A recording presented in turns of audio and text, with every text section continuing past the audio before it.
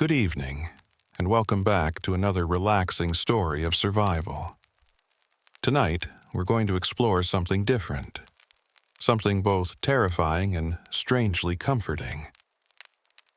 We're traveling back in time, back to the 1950s, to a world of white picket fences, milkmen, and fallout shelters.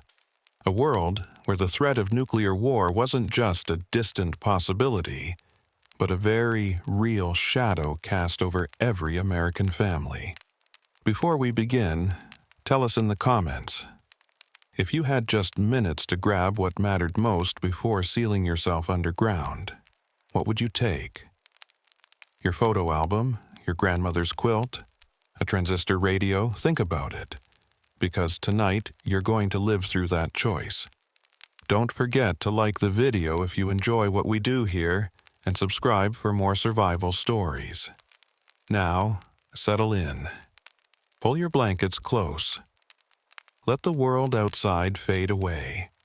And let me tell you a story about ordinary people doing extraordinary things when the unthinkable happens.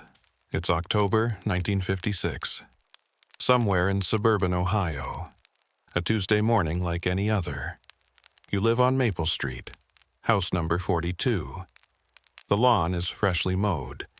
The mailbox is painted red. Your neighbor, Mrs. Henderson, waves from her porch as she waters her chrysanthemums. The milkman just left 2 bottles on your front step, the glass still cold with morning dew. Inside, the kitchen smells like coffee and toast. The radio plays softly in the background. Some big band number your wife hums along to while scrambling eggs. Your daughter, Annie, sits at the table in her school dress, carefully coloring a picture of a house with a green crayon. Your son, Tommy, is upstairs getting his shoes on. Slowly, always slowly. Your dog, a golden retriever named Biscuit, lies in a patch of sunlight by the back door, ears twitching at the sound of sparrows outside. Everything is perfect. Everything is safe. And then the radio stops. There's a moment of static, just a heartbeat of silence. And then a voice comes through, calm, measured, but urgent in a way that makes your stomach drop. This is not a test. This is an official civil defense warning. Multiple aircraft have been detected approaching the eastern seaboard. All citizens are advised to seek shelter immediately. This is not a test. Your wife drops the spatula. It clatters against the linoleum floor. You meet her eyes across the kitchen. Neither of you speaks. You don't need to. You both know what this means. You've practiced this. You've talked about it. You built the shelter last summer, working every weekend in the heat, digging into the earth beneath your backyard like some ancient creature burrowing for safety. You stocked it with canned goods, water jugs, medical supplies, blankets. You told yourself it was just in case. You told yourself you'd probably never need it. But now the moment is here, and you have maybe 15 minutes, maybe less. Get the kids, you say. Your voice sounds strange, too calm, like it belongs to someone else. Your wife nods. She's already moving toward the stairs, calling for Tommy. You scoop Annie up from her chair, coloring book still clutched in her small hands. Biscuit scrambles to his feet, tail wagging uncertainly. He knows something is wrong. Dogs always know. Outside, you can hear it starting. Car doors slamming. Voices calling out. Someone's tires screeching as they speed down the street. Mrs. Henderson stands frozen on her porch, watering can still in hand, water spilling over the flowers and onto the wooden boards beneath her feet. You want to call out to her, to tell her to get inside, to get underground. But there's no time. There's no time for anything except your family, your survival. Tommy comes thundering down the stairs, one shoe on, one shoe in his hand.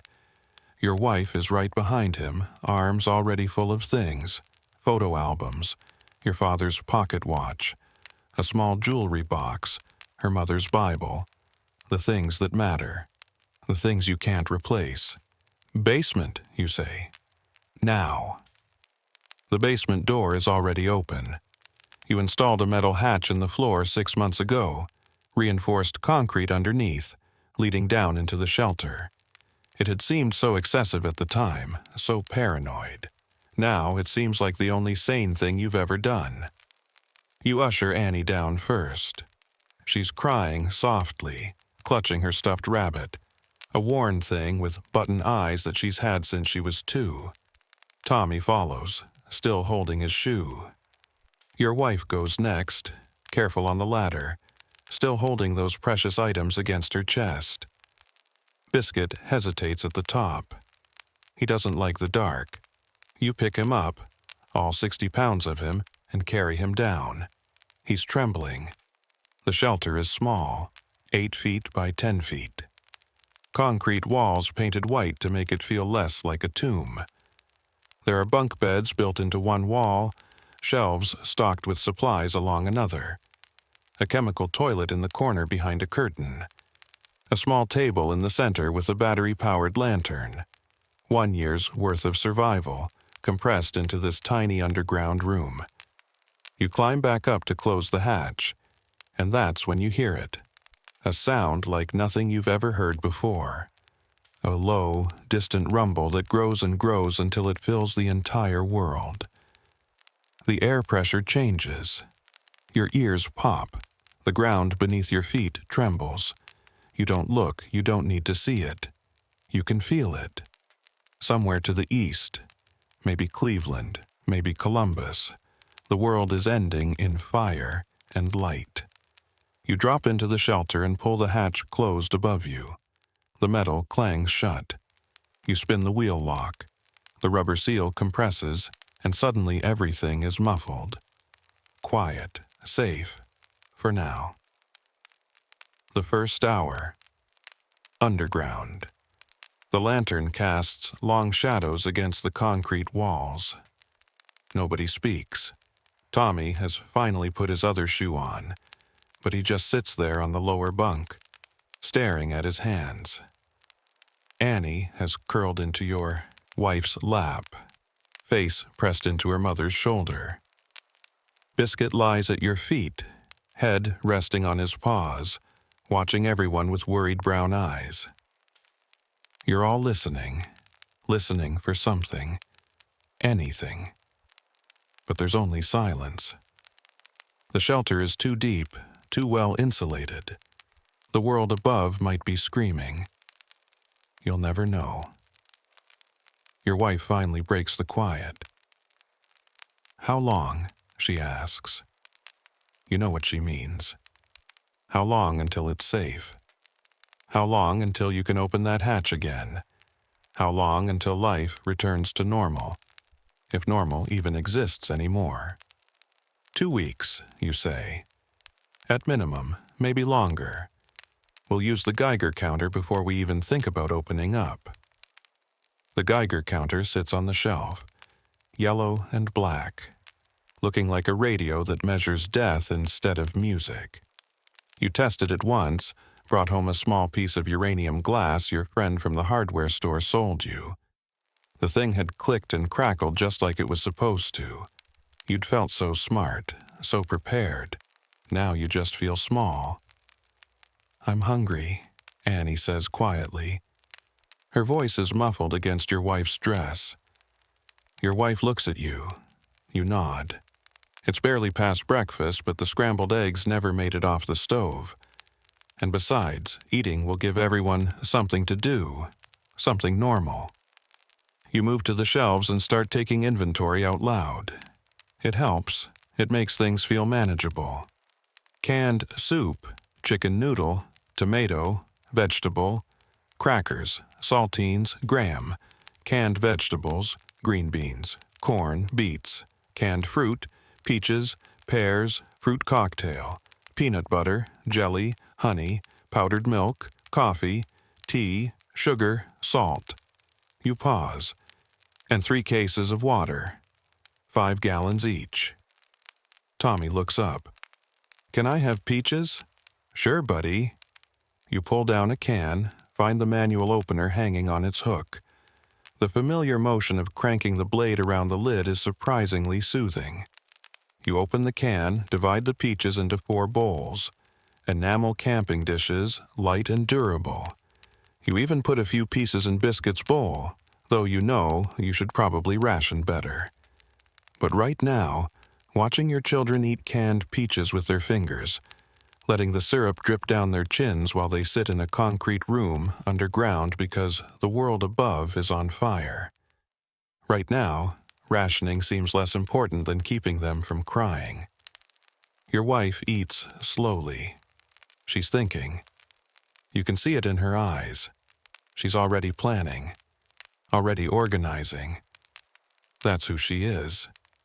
In a crisis, she becomes steel. "We need a schedule," she says.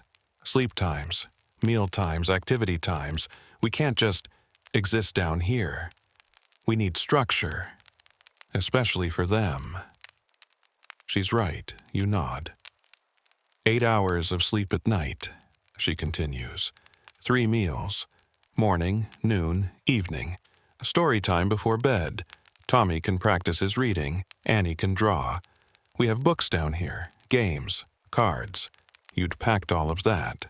2 cardboard boxes full of diversions.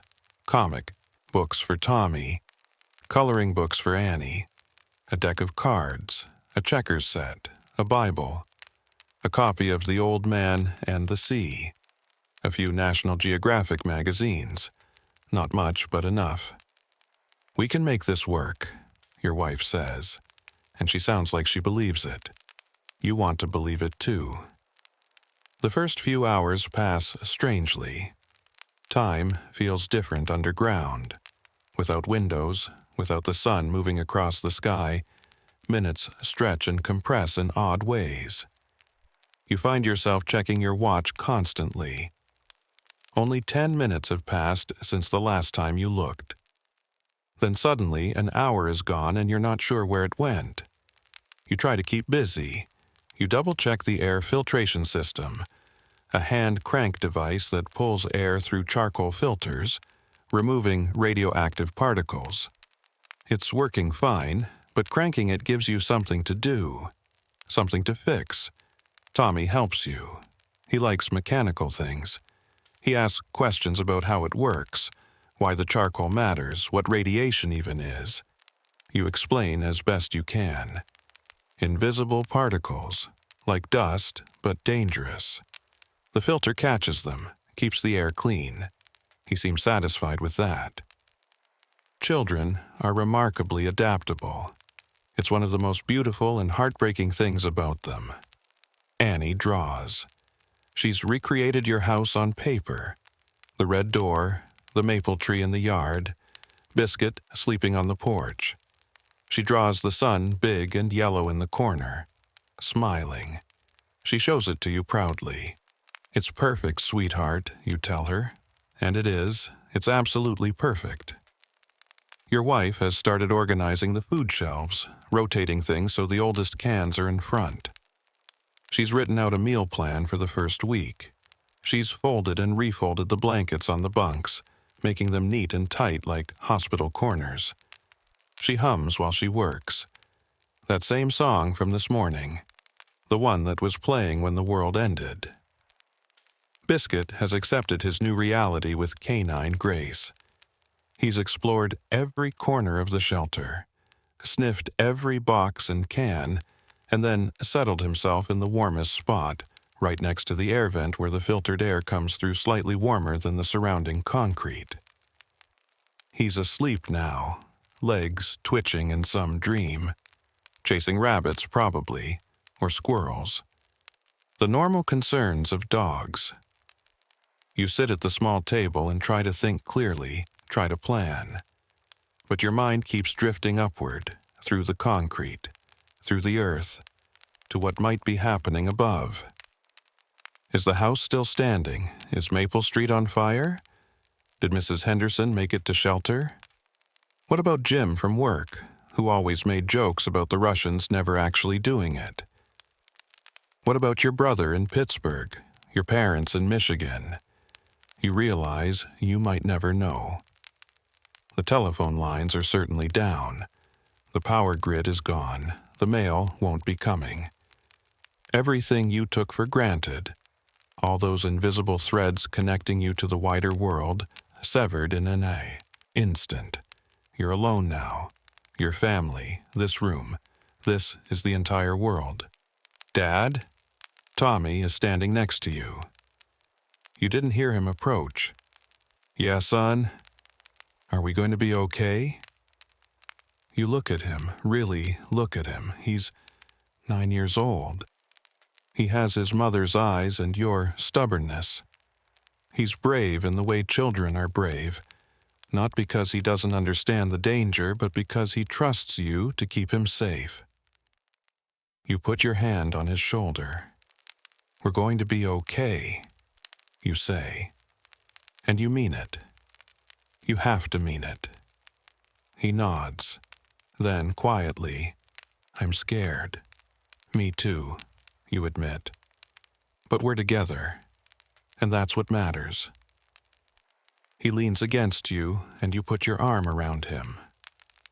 You sit like that for a while, father and son, in the yellow lantern light, while the world outside does whatever it's doing.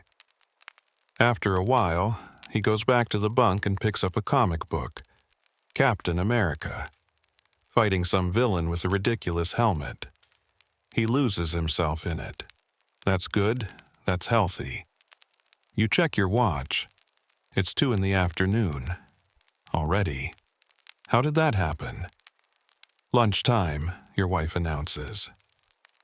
She's heating water on the small camp stove, one of 2 propane tanks you have stored in a ventilated corner.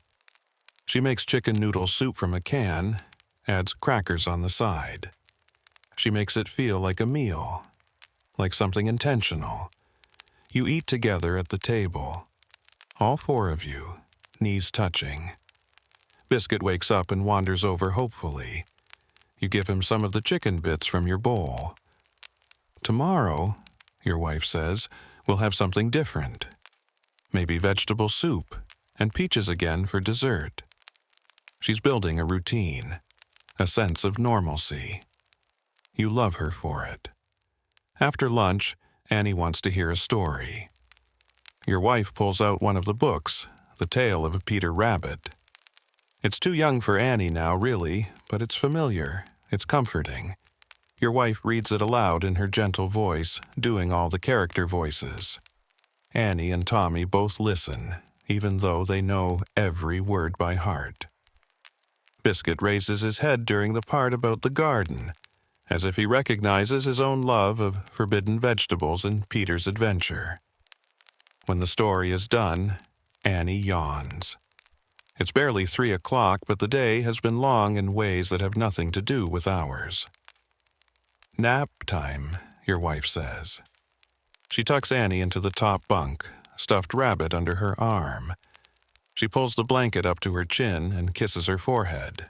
Tommy protests that he's too old for naps, but within 15 minutes he's dozing too, comic book open on his chest. Your wife sits down next to you. She takes your hand. Her fingers are cold. Tell me we did the right thing, she whispers. Building this, hiding down here. You squeeze her hand. We did the right thing. What if, she stops, swallows. What if everyone else is fine? What if we're down here for nothing? Then we're down here for nothing, you say. And in 2 weeks we'll climb out and we'll laugh about it. And it'll be the best possible outcome. She nods. But you both know it's not nothing. You both heard that sound, felt that pressure change. Something happened, something terrible. But you can't think about that now. You can only think about today, about this hour, about keeping your family calm and fed and safe. That's all you can do. Evening of day 1. The camp stove hisses softly as your wife heats another can. Tomato soup this time. The shelter has developed its own smell already, a mixture of concrete, canned food, propane, and the faint scent of Biscuit's fur. It's not unpleasant exactly, just different. The smell of survival. You've turned on the small battery-powered radio hoping for some information. Hoping for something. It crackles with static on every frequency. You turn the dial slowly, carefully, moving through AM stations you used to listen to. Baseball games, news programs, music. All silent now. Just white noise and occasional bursts of interference that might be nothing or might be the electromagnetic pulse from the blast scrambling the airwaves. Finally, on one frequency, you catch something. A voice. Faint and distorted, but human. Remain in shelter, at least 14 days. Water sources contaminated. Do not attempt to evacuate. The signal fades. You try to tune it back in, but it's gone. Just static again. Still, it's something. Confirmation that there's still a government. Still a system. Still a plan. What did it say? Your wife asks. Stay put for 2 weeks. Don't drink outside water. She nods. She's stirring the soup methodically, watching the red liquid swirl in the small pot. We have enough water, she says. 15 gallons, if we're careful. You do the math in your head. A gallon per person per day is the recommendation. 4 people. 14 days, 56 gallons. You have 15. We'll be very careful, you say. She understands rationing, conservation, making sacrifices. She's good at that. Her mother lived through the Depression. She knows how to stretch things, how to make nothing into something. Dinner is small. Soup and crackers. Half portions. Tommy complains a little until your wife reminds him that this is all the food there is until you can go back upstairs. He quiets after that. Even children understand scarcity when it's explained clearly. Biscuit gets a small handful of dry dog food from the bag you stored. He eats it quickly, then looks at you hopefully. You shake your head. That's all, boy. Sorry. He settles back down, though his eyes follow every spoonful of soup from bowl to mouth. Patient. Understanding in that way dogs are. After dinner, your wife washes the dishes with a damp cloth and a tiny bit of water. Everything must be conserved. Everything must be reused. She's already thinking 3 steps ahead, you can tell. Already planning for week 2, week 3, beyond the immediate crisis into whatever comes next. The lantern flickers slightly. You check the battery level. Still good. You have spare batteries too, carefully stored, and candles as backup. Light is crucial, not just for seeing, but for sanity. Darkness would swallow you all down here. Story time, your wife announces. It's barely 7 o'clock, but establishing routine is more important than normal schedules. This time, you read. You choose The Old Man and the Sea, because it's about endurance, about perseverance in the face of impossible odds. You simplify the language for Annie, but Tommy listens carefully, seriously, understanding the symbolism even if he can't articulate it. The old man fighting the marlin, alone on the ocean, refusing to give up. It feels appropriate. When you finish the first section, Annie is already drowsy. Your wife helps her change into pajamas, little cotton ones with ducks printed on them. So normal, so impossibly normal. Tommy changes too. He insists on brushing his teeth using just a capful of water in the camping toothbrush. You're proud of him, proud of how he's holding together. You and your wife change last. She's brought nightgowns, practical flannel ones. You have work pants and an undershirt. You feel strange, getting ready for bed in an underground box while the world above is poisoned. But routine matters. Normalcy matters. Prayers, your wife says. You all kneel beside the bunks. It's cramped, but you make it work. Biscuit watches curiously from his spot by the air vent. Your wife leads. Thank you for keeping us safe. Thank you for our shelter. Thank you for each other. Please watch over those who didn't make it underground. Please heal the world. Amen. Amen, the children echo. You add your own silent prayer. For your parents, your brother, Mrs. Henderson, all the people you'll never know the fate of. The children climb into their bunks, Annie on top, Tommy below. Your wife tucks them in, kisses them both good night. You do the same. Tommy hugs you tight for a moment before letting go. Love you, Dad. Love you too, son. You turn down the lantern to its lowest setting, just enough light to see by, enough to keep the darkness from becoming absolute. You and your wife settle into the third bunk, the one meant for two. It's narrow, but you make it work. You lie on your back. She curls against your side, head on your chest. You can feel her breathing, feel her heartbeat. First day, she whispers. First day, you agree. We're going to make it. Yes, you say. We are? Biscuit suddenly stands up, walks over to the bunks and jumps up onto the foot of your bed. All 60 pounds of dog taking up valuable space. Your wife laughs softly, the first real laugh all day. I guess we're sharing, she says. Biscuit circles twice, then settles himself against both your legs. Warm, heavy, comforting. His presence says, I'm here, we're together. That's what matters. You reach up and turn the lantern off completely. Darkness swallows the room. Total. Complete. The kind of darkness that exists underground, away from moon and stars. But it's not frightening. It's almost peaceful. Like being in a womb, safe, protected, waiting to be born into whatever comes next. You lie there, listening. Tommy's breathing deepens into sleep.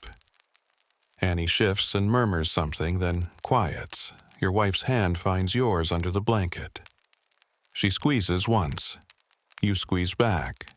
And somehow, impossibly, you sleep. Day 2. Morning routines. You wake to the sound of Biscuit scratching at the hatch. Not aggressive, just insistent. He needs to go out. He needs to do his business. But outside doesn't exist anymore. Not for 2 weeks. Maybe not ever in the way it used to. You climb out of the bunk carefully, trying not to wake your wife. The concrete floor is cold against your bare feet. You turn on the lantern, just a low glow, enough to see by. Come here, boy, you whisper. Biscuit trots over, tail wagging hopefully. You lead him to the corner where you've set up the dog area. Newspapers spread out, a designated spot away from the living space. It had seemed like such a silly thing to plan for. Now you're grateful for the foresight. There you go, you tell him. Good boy. He looks disappointed that it's not the backyard, not the grass and trees and morning air. But he's adaptable. He does what he needs to do. You clean it up with the more newspaper. Seal it in one of the waste bags you've stored. Everything must be managed. Everything must be dealt with. You check your watch. 5:30 in the morning. Day 2. The children are still sleeping. Your wife is too, though she shifts at the sound of you moving around. You let her rest. She'll need her strength. You all will. You sit at the small table and light one of the candles, conserving batteries. The flame dances in the still air. You watch it, mesmerized. Fire is life. Fire is humanity. Even down here, especially down here, it represents hope.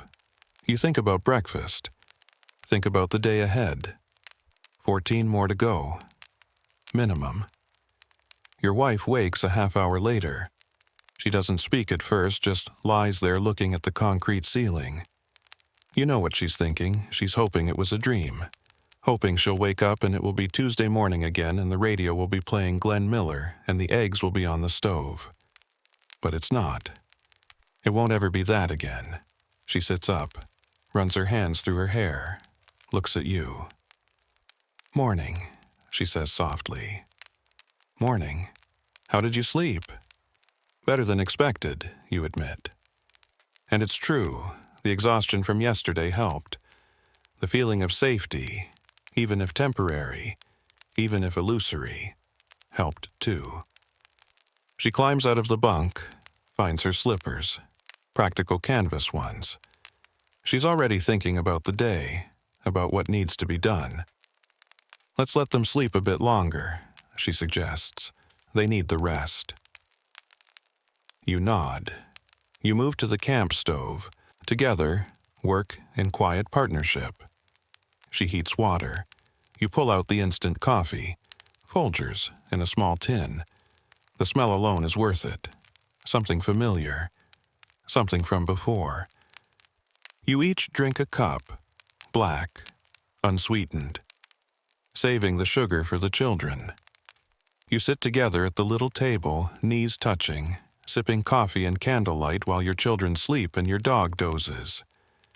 This is marriage, you think. This is partnership.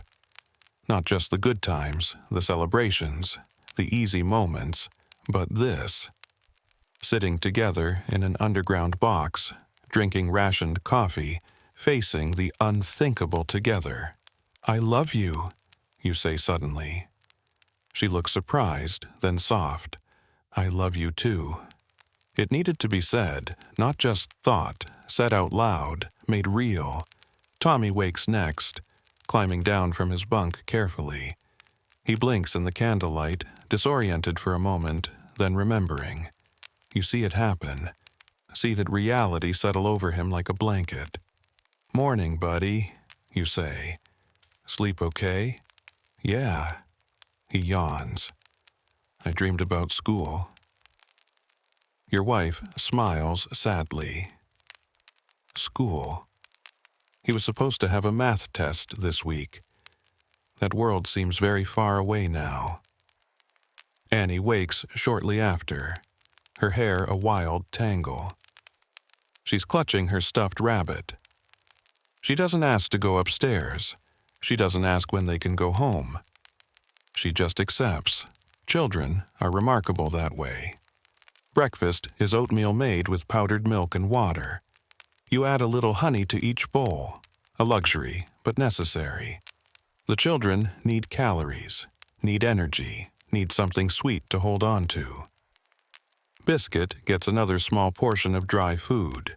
He eats it without complaint, then sits patiently hoping for scraps.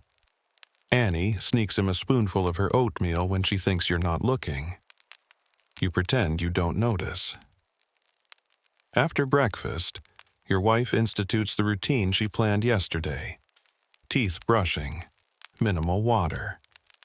Morning exercises, jumping jacks, stretches, movement to keep blood flowing in the confined space. It feels absurd at first, all of you doing calisthenics in an underground bunker. But it also feels good, normal. Then it's time for chores. Everyone gets assignments. Tommy helps you check the air filtration system, cranking it 20 times. Annie helps your wife organize the supply shelves, counting cans. Biscuit's job is moral support, which he performs admirably by sitting nearby and looking encouraging. "We have 83 cans total," your wife reports, plus the crackers, peanut butter, and dry goods. You do the math, 3 cans a day for 4 people. That's about 27 days of food. Better than you thought. If you stretch it, if you're careful. "We're in good shape," you tell her. And you mean it.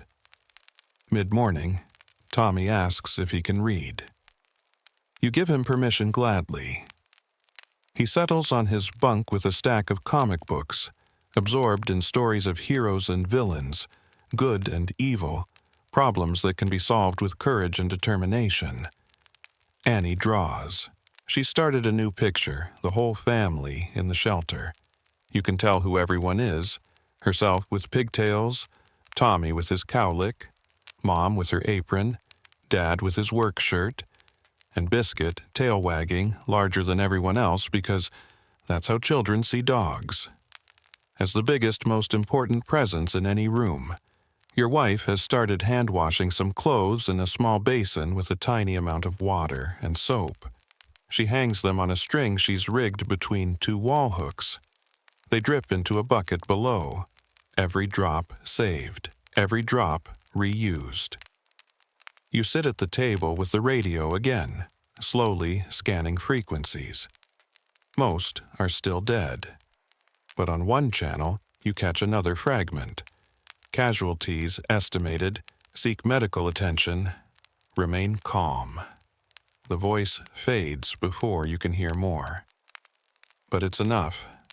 Enough to know the outside world still exists, still functions, still has voices speaking into the void, hoping someone is listening. You realize you haven't thought about work in over 24 hours. The factory where you operate a lathe, turning metal into precision parts. Your lunch pail.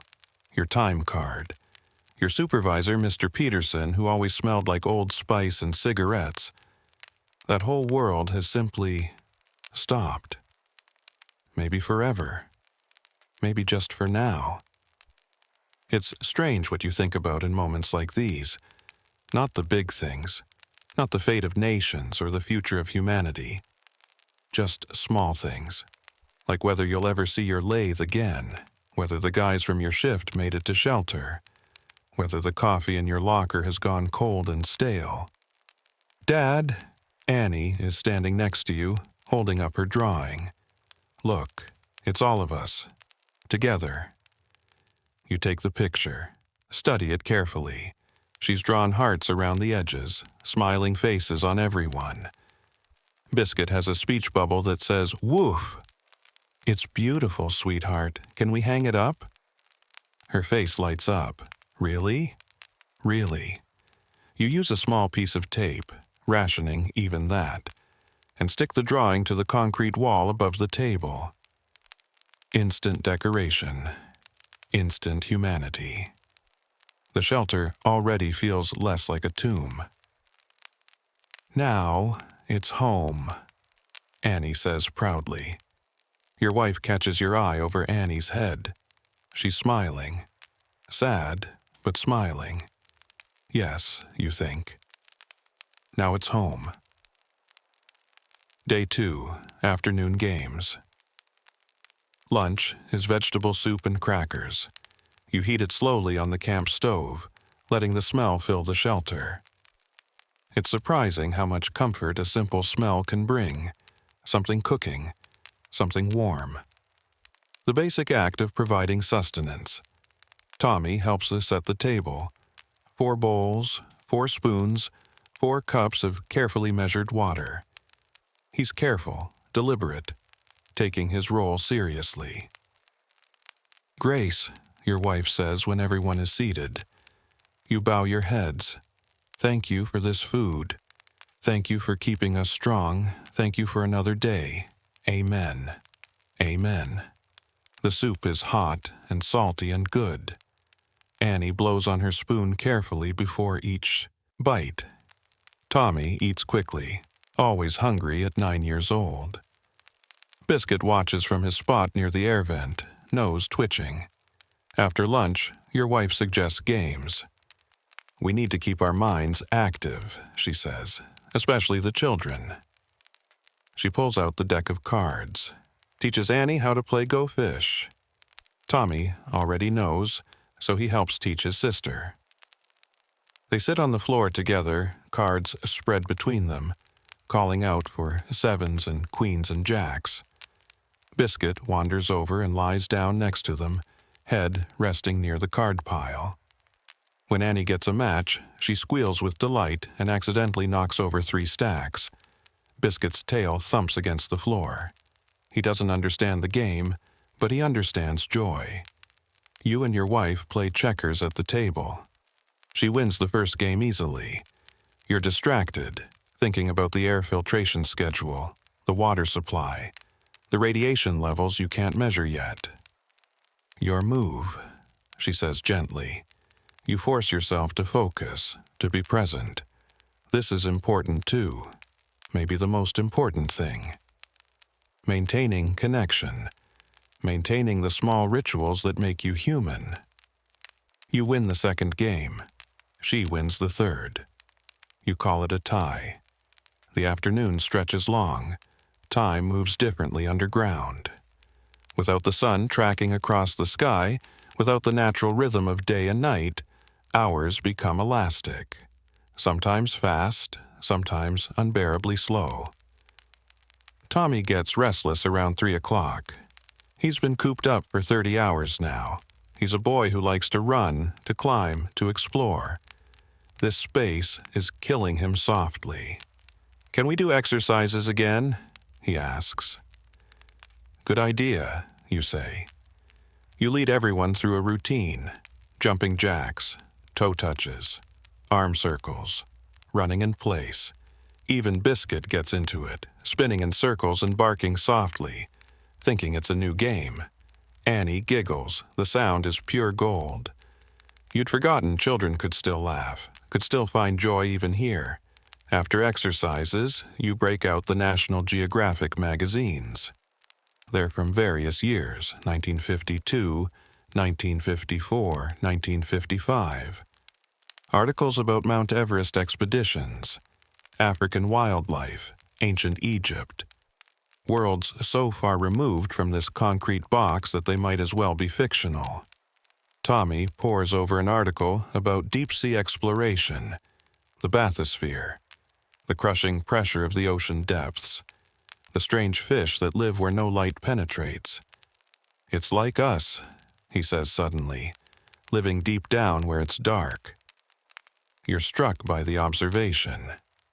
He's right. You're all deep-sea creatures now, living in pressure, living in darkness, adapted to survive in hostile environments. "Yes," you say, "but we'll come back to the surface, just like the bathysphere." He nods, satisfied with that answer. Annie is looking at pictures of elephants. She points to a baby elephant, trunk curled around its mother's leg. "They love their families," she says. "Yes," your wife agrees, "just like we love ours. And they protect each other." "Yes, we protect each other too. Right, Mama?" Your wife pulls her close. "Always, baby, always." The moment is tender and breaking your heart and filling it at the same time. This is what matters. This is what you're fighting for. Not survival for its own sake, but survival for these moments, these connections, these small intimacies that make life worth living. Dinner is earlier than usual. 5 o'clock. Your wife makes pork and beans heated on the stove, with graham crackers for dessert. She's found a rhythm now, a pattern. Breakfast, lunch, dinner, spaced evenly throughout the day, anchoring time to meals, creating structure in chaos. After dinner, you tell stories instead of reading. You make them up as you go. Adventures of a brave knight and his trusty dog, a princess who learns to fly, a boy who discovers a secret world beneath his backyard. Tommy and Annie listen, rapt. They interrupt with questions, add their own suggestions, turn it into a collaboration. The stories grow wilder, more fantastical. Dragons and robots and talking trees. Biscuit has his head in Annie's lap, eyes half closed in contentment, as she absently pets his ears. Your wife watches all of this with soft eyes. She's memorizing it, you realize, storing it away. These moments of peace and normalcy and togetherness. Whatever happens next, she'll have this. You all will. Day 2, Evening Reflections. The second night feels different than the first. Last night was shock, adrenaline, the immediate crisis. Tonight is acceptance, reality, the slow understanding that this is your life now, for days, maybe weeks, maybe longer. The children are in their pajamas early. It's barely 7 o'clock, but there's no reason to stay awake late. Sleep is escape. Sleep is healing. Sleep is time passing. Your wife reads from the Bible this time. Psalms, verses about valleys and shadows and fear, about protection and refuge. The words are old, ancient, but they feel written for this moment. The Lord is my shepherd, I shall not want. He makes me lie down in green pastures. Annie is already drowsy, eyes fluttering closed. Tommy is trying to stay awake, fighting it, not wanting to miss anything. But his body betrays him. His breathing deepens. Your wife's voice continues, soft and rhythmic. Even though I walk through the valley of the shadow of death, I will fear no evil, for you are with me. You're sitting at the table, watching your family in the lantern light, your wife reading, your children sleeping, your dog curled at the foot of the bunks. Everything you love contained in this small space. Vulnerable and precious and so terribly fragile, but also strong, also resilient, also capable of enduring. Your wife finishes the psalm. She closes the Bible gently, kisses each child, turns down the lantern. You change for bed, brush teeth, go through the motions, the comfortable rituals of evening. When you're both in the narrow bunk, she speaks quietly. I keep thinking about what's up there. You know she doesn't mean the house. She means beyond that. The neighborhood, the city, the world. Me too, you admit. Do you think anyone else on our street made it? You think about the timing. The warning gave maybe 15 minutes, maybe 10. How many people had shelters? How many believed it was real? How many hesitated? I don't know, you say honestly. I hope so. Mrs. Henderson, she was just standing there with her watering can. You remember that frozen moment, her on the porch, water overflowing, the flowers being drowned while she watched the sky. Maybe she went inside after we left. Maybe she had a basement. Maybe. Neither of you believes it. But the maybe is important, the possibility, the not knowing that allows for hope.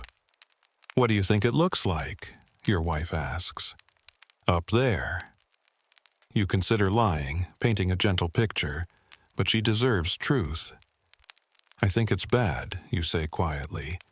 I think the blast was big. I think the fallout is everywhere. I think anyone who was outside. You trail off. She's silent for a moment. Then, we were lucky. Yes. We prepared. Yes. A lot of people probably thought we were crazy. Building this shelter, spending all that money, all those weekends digging. They did think we were crazy. You agree. You remember the comments, the jokes, your buddy from work asking if you'd seen too many science fiction movies, your father-in-law calling it paranoia. I'm glad we were crazy, your wife says. Me too. Biscuit jumps up onto the foot of the bed again, makes himself comfortable despite the cramped space. Your wife laughs softly in the darkness. At least someone is comfortable, she says. You reach down and pet his head. He licks your hand once, then settles. His breathing slows. He's asleep within minutes. You and your wife lie there in the dark. Not sleeping yet. Just existing. Together. Tell me something good, she says after a while. Something from before. A happy memory. You think. There are so many. Years of them. A lifetime of the moments that make up a marriage. A family. Our first apartment, you say. Remember? That tiny place above the hardware store. She laughs. The radiator that clanked all night. And the neighbor who played saxophone at 3 in the morning. We were so young. We thought we had it all figured out. We didn't know anything. No, you agree. But we were happy. Yes, she says, we were very happy. Another silence, comfortable this time. Tell me another, she says. The day Annie was born, how tiny she was, how she grabbed my finger and held on. She had good grip strength for a newborn. She was determined, still is. Takes after me, your wife says proudly. And Tommy's first baseball game, remember? He struck out every time, but was so proud just to be on the team. He wore his uniform for 3 days straight, slept in it. I had to sneak it away to wash it while he was at school. You're both smiling in the darkness. You can hear it in her voice. Feel it in the way her body relaxes against yours. We've had a good life, she says. Present tense. Not past, not had, have. Yes, you agree. We have a good life. And we'll have more. When this is over. We'll go to the park again. And the lake. And Tommy will play baseball and Annie will start first grade. And Biscuit will chase squirrels and we'll have Sunday dinners and Christmas mornings and all of it. All of it. She's not asking. She's declaring. Willing it into existence through force of determination. Yes, you say firmly. All of it. She takes a deep breath. Lets it out slowly. Okay, she says. I can do this. 13 more days. I can do this. We can do this. Together. Always together. She kisses you. Soft and sweet and full of everything words can't say. Then she tucks herself against your side, head on your chest, your arm around her shoulders. Good night, she whispers. Good night. Within minutes, her breathing evens out. She's asleep. You stay awake a while longer, listening to your family breathe, feeling Biscuit's weight against your legs, watching the absolute darkness. Day 2 is over. 13 more to go. You can do this. You have to do this. You close your eyes and sleep. Day 3. Finding rhythm. You wake to a sound you can't immediately place. A rhythmic noise, scratching, movement. You sit up carefully, trying not to wake your wife. In the darkness, you can't see anything. You feel for the lantern, turn it on low. Biscuit is at the hatch again. Not scratching frantically, just persistent, patient. He looks back at you as if to say, I know, I understand, but I had to try. Come here, boy, you whisper. He trots over. You lead him to his designated spot. He does his business without complaint. Good dog, adaptable dog. You check your watch, 6 in the morning. Day 3. 1/7 of the minimum time has passed. That's something. That's progress. You decide to let everyone sleep. You sit at the table with a single candle lit. You pull out a piece of paper and a pencil from the supply box. Start making lists. Plans, calculations, water consumption by day, food inventory by type, air filtration schedule, waste management system, exercise routine, activity schedule, every aspect of survival broken down into manageable pieces. Planning helps, gives you control over the controllable. You can't do anything about the radiation outside. Can't change what happened. Can't contact the outside world. But you can manage this space, this family, this survival. Your wife wakes at 6:30. She doesn't ask why you're up, just nods, understanding. She starts her own morning routine, checking supplies, organizing, creating order from potential chaos, Together you make breakfast. Oatmeal again, adding raisins this time from the box of dried fruit. Small variations matter. Keep meals from becoming monotonous. The children wake to the smell of food. That's good, that's normal. Children should wake to breakfast smells and safety. Tommy stretches dramatically. Morning already? Morning already, you confirm. What day is it? You realize he's right to ask. Without calendars, without the outside world, days could blur together. Lose meaning. Thursday, your wife says firmly. October 18th, 1956. She's right. You'd lost track for a moment yourself. But she's keeping count, marking time, maintaining connection to the calendar above. After breakfast, you institute a new rule: morning announcements. Everyone shares one thing they're grateful for, one thing they're looking forward to, keeps spirits up, keeps focus positive. Tommy goes first. I'm grateful for comic books. I'm looking forward to, lunch? Everyone laughs. Perfect answer for a 9-year-old boy. Annie's turn. I'm grateful for biscuit. I'm looking forward to going outside again. The last part stings. But it's honest. It's real. Your wife speaks. I'm grateful for this shelter. I'm looking forward to teaching Annie how to braid hair today. She's making plans, creating things to anticipate. Smart, your turn. I'm grateful for all of you. I'm looking forward to... You think. What can you honestly look forward to? To finishing, the old man and the sea tonight. Small goals, achievable things. That's what keeps you going. The day develops its own rhythm. Morning exercises, chores, reading time, games, lunch, rest period, more activities, dinner, evening routine, bed. Your wife teaches Annie how to braid hair just as she promised. They sit together on the lower bunk, your wife's fingers gentle and patient as she works through the tangles. Annie sits perfectly still, feeling important and grown up. Tommy helps you check every seal in the shelter, the door gasket, the air vents, the pipe connections. He takes notes in a small notebook, documenting everything, making himself useful, making himself essential to the survival. Biscuit has claimed the warmest spot near the air vent as his permanent territory. He's created a nest from a spare blanket, curling himself into it completely. He watches everything from this position, alert but relaxed. The Guardian.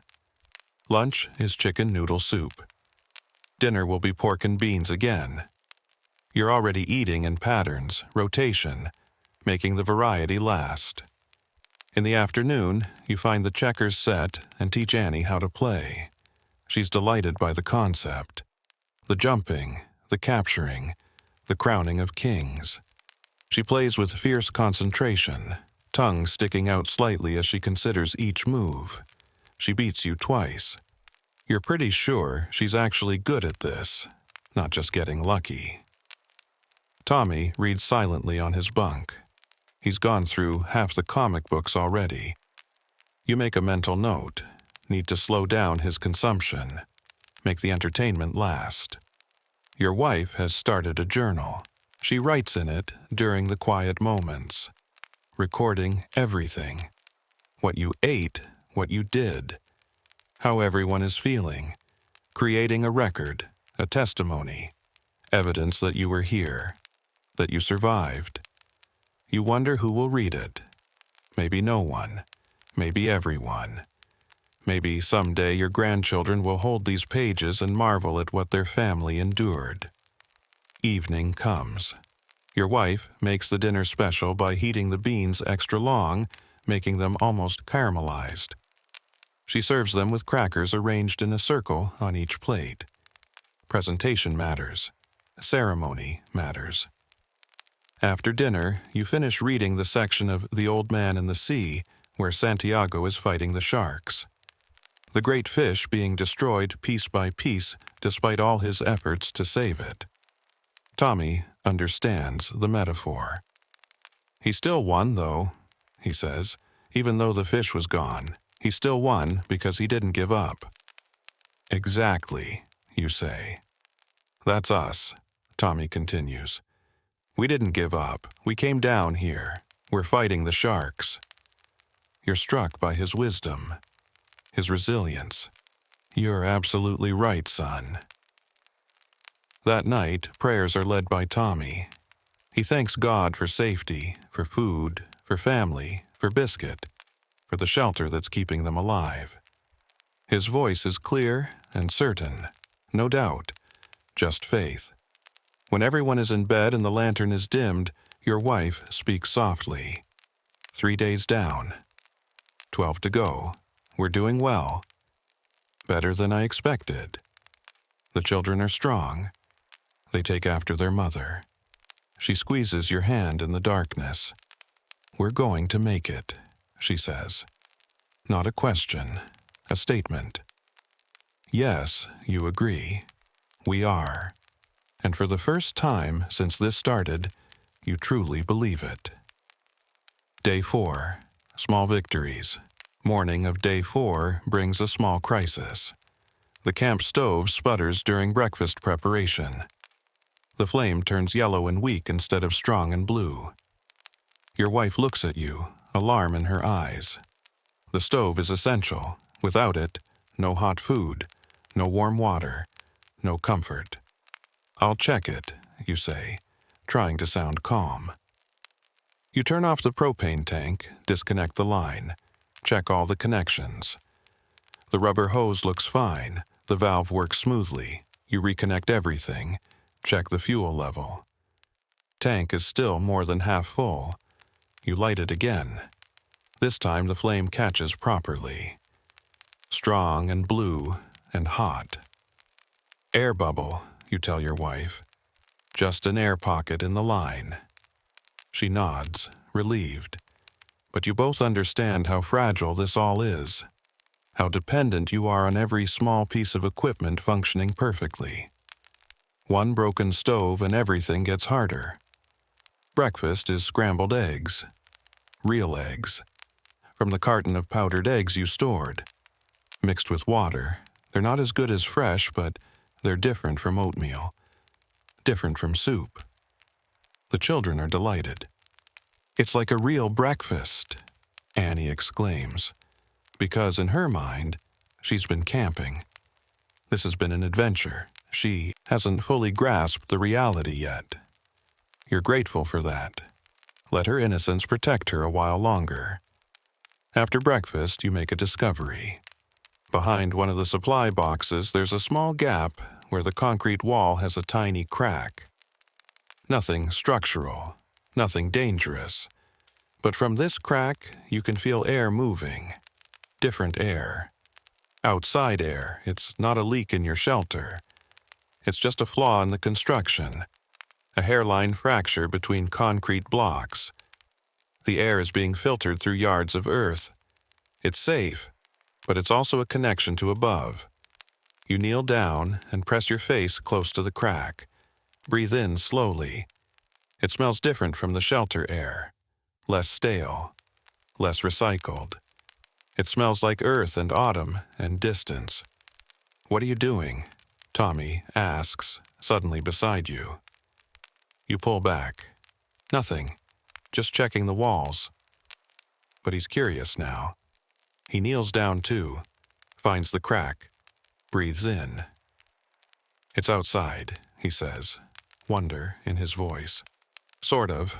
It's air that's been filtered through dirt, safe air. He breathes again. It smells like grass. You realize he's right. Under the earth smell, there's something organic. Growing things, living things. The world hasn't ended completely. Life continues up there. Changed, damaged, but continuing. Can I show Annie? Tommy asks. You hesitate, then nod. Why not? It's harmless. and its connection, hope. Tommy brings his sister over, shows her the crack. She presses her little face to the concrete, breathes deep, giggles. "It tickles my nose." Your wife comes over. She doesn't say anything, just kneels down and takes her turn. When she sits back, there are tears in her eyes. "It's still there," she says softly. "The world is still there. Yes, you agree. It's still there." The discovery energizes everyone. It's proof that the shelter is working, that the air outside is being cleaned naturally by earth and time, that eventually, inevitably, you'll be able to go back up. The rest of the morning passes in good spirits. Tommy reads aloud from one of his comic books, doing different voices for each character. Annie draws more pictures, her crayon army growing on the concrete walls. Your wife bakes cookies by mixing peanut butter with powdered milk and graham cracker crumbs, forming them into balls, letting them set.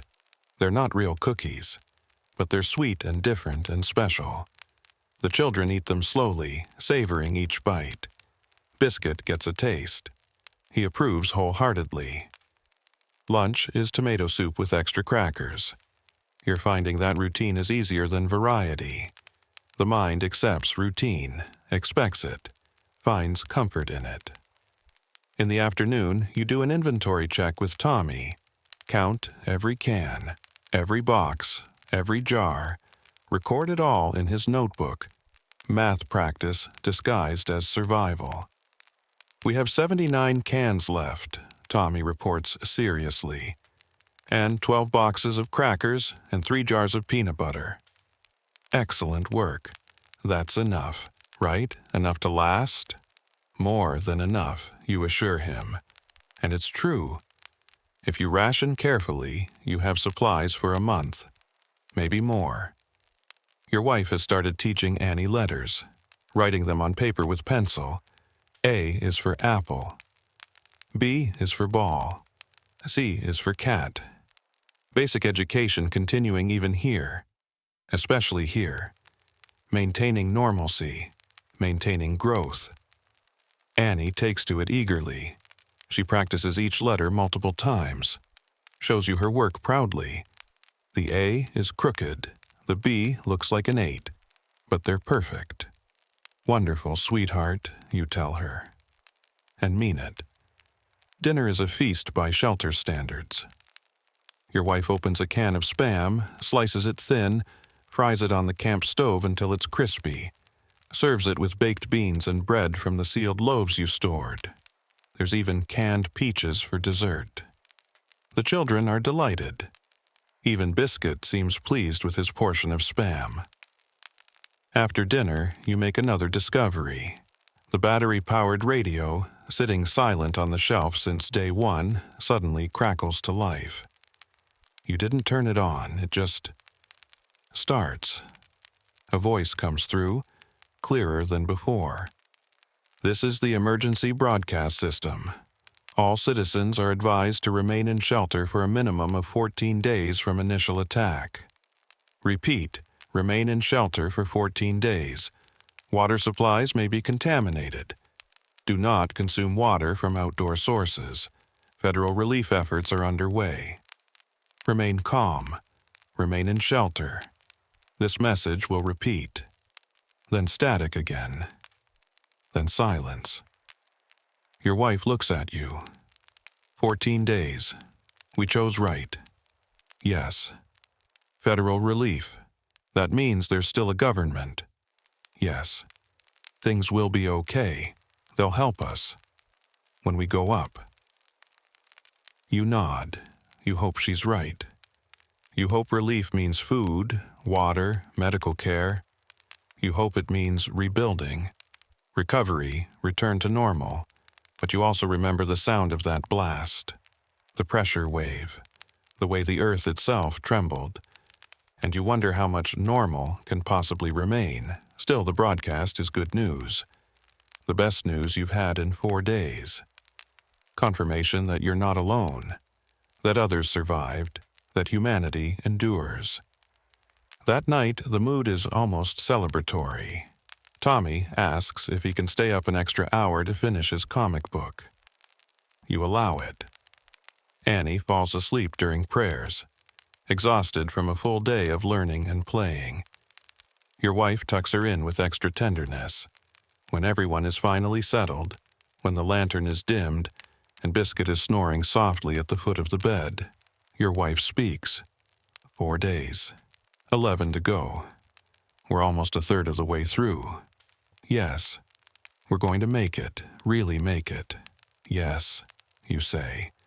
We really are. And in the darkness, holding your wife close, listening to your children breathe and your dog snore, and the absolute silence of the underground, you feel something unexpected. Gratitude. You're alive. Your family is alive. You have food, water, shelter. You have each other. You have hope. In a world that might be ending, you have everything that matters. You sleep. Day 5. Adjustments. Day 5 begins with the first real argument. Tommy and Annie are fighting over the last red crayon. Annie had it first, but Tommy needs it for his drawing. Voices rise. Annie starts crying. Tommy grabs the crayon. Your wife intervenes. Enough, she says firmly. Tommy, give the crayon back. Annie, you can share. 5 minutes each. That's not fair, Tommy protests. Life isn't fair, your wife says, but we're family, and family shares, especially now. Tommy's face goes red. He looks like he wants to argue more, but something in your wife's tone stops him. He hands back the crayon, storms to his bunk, lies face down. Annie, victorious, continues coloring, but the joy has gone out of it. You exchange a look with your wife. This was inevitable. You knew it would happen. 5 days in a small space. 5 days of stress and fear and constrained energy. Someone was bound to crack.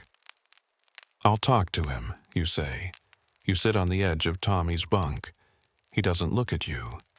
Just lies there, face pressed into the thin mattress. It's hard, isn't it? You say quietly. He doesn't answer.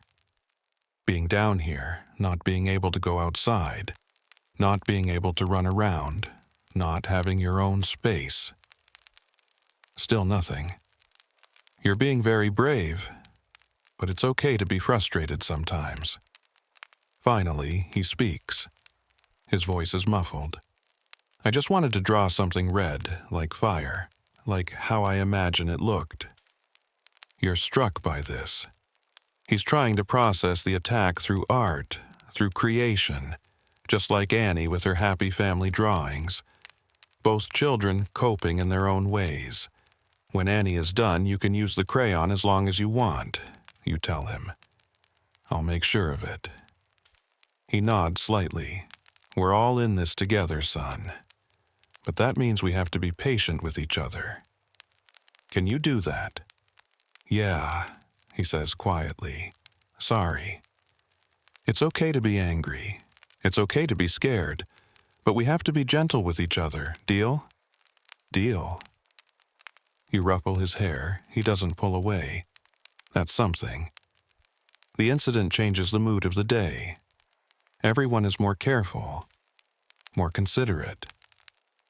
Walking on eggshells in the tiny space. Breakfast is quiet. Oatmeal with raisins. Everyone eats without talking much. Biscuit senses the tension.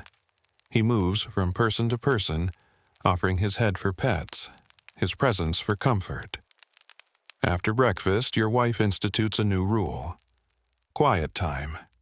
Everyone gets 1 hour alone. Well, as alone as possible in 80 square feet. Tommy takes his quiet time in the corner with his comic books, back to the wall, knees pulled up.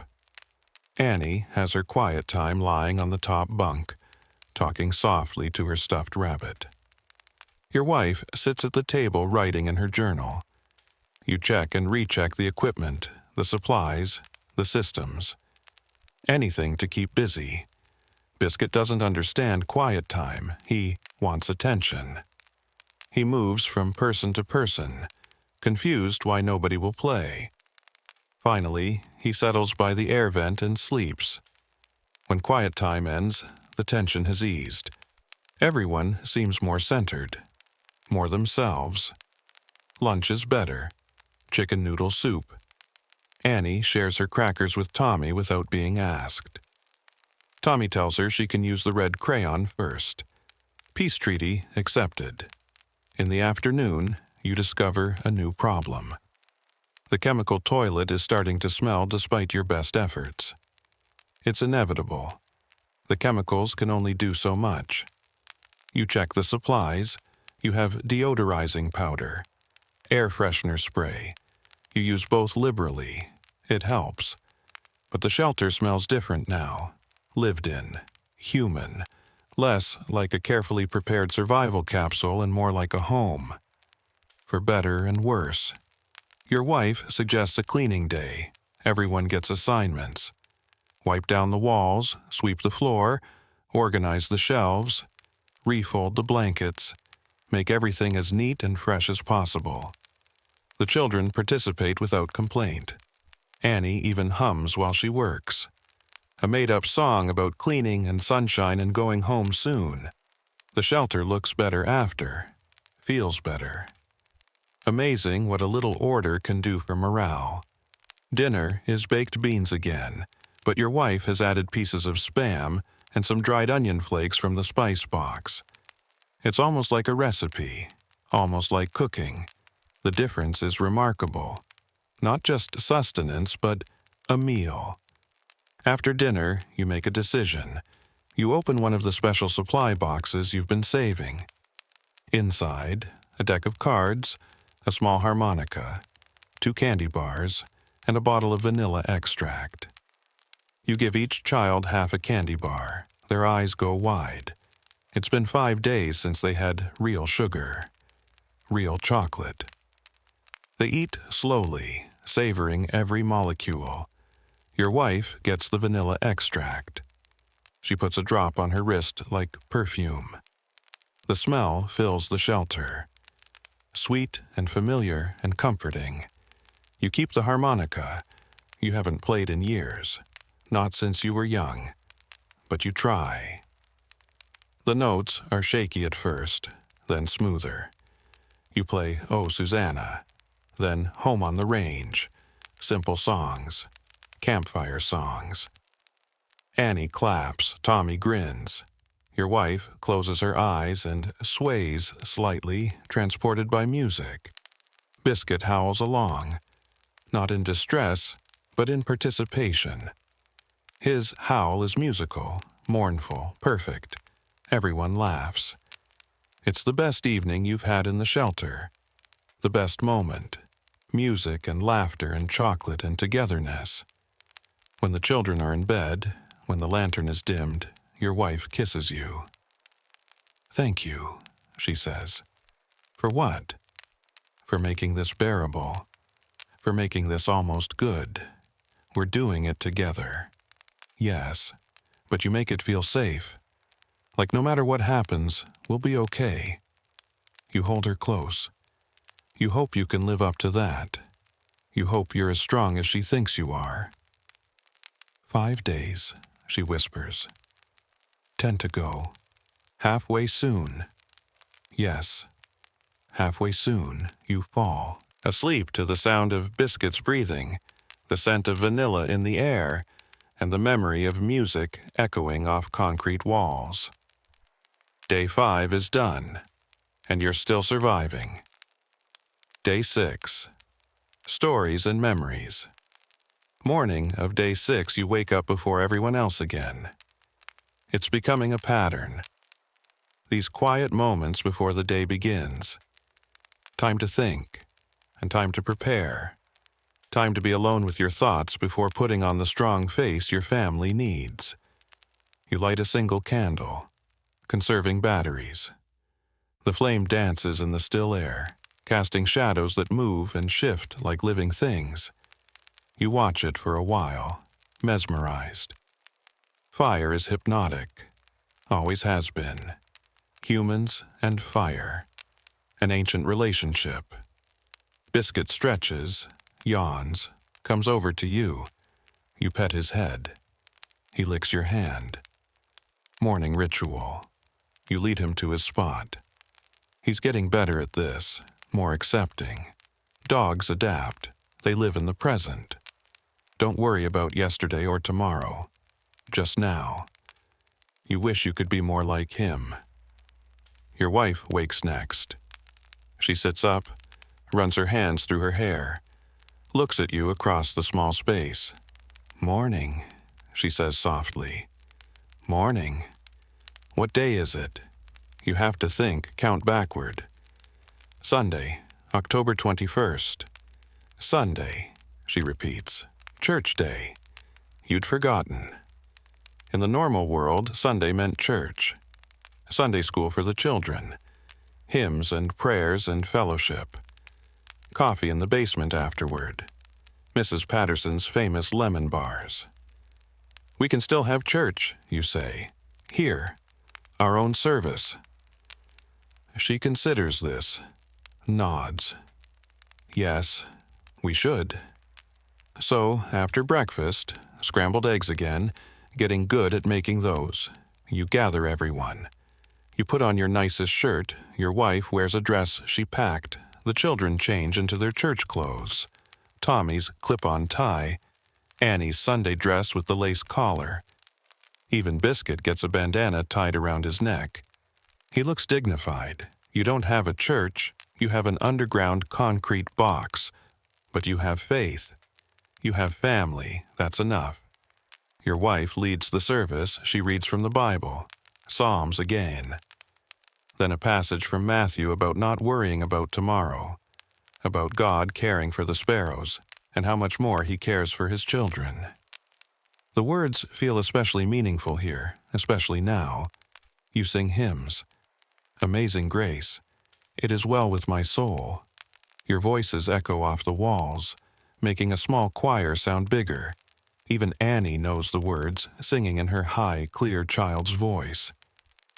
Biscuit doesn't howl this time, just sits quietly, respectfully, as if he understands this is different from last night's harmonica playing. Tommy leads prayers. He's taken to this role.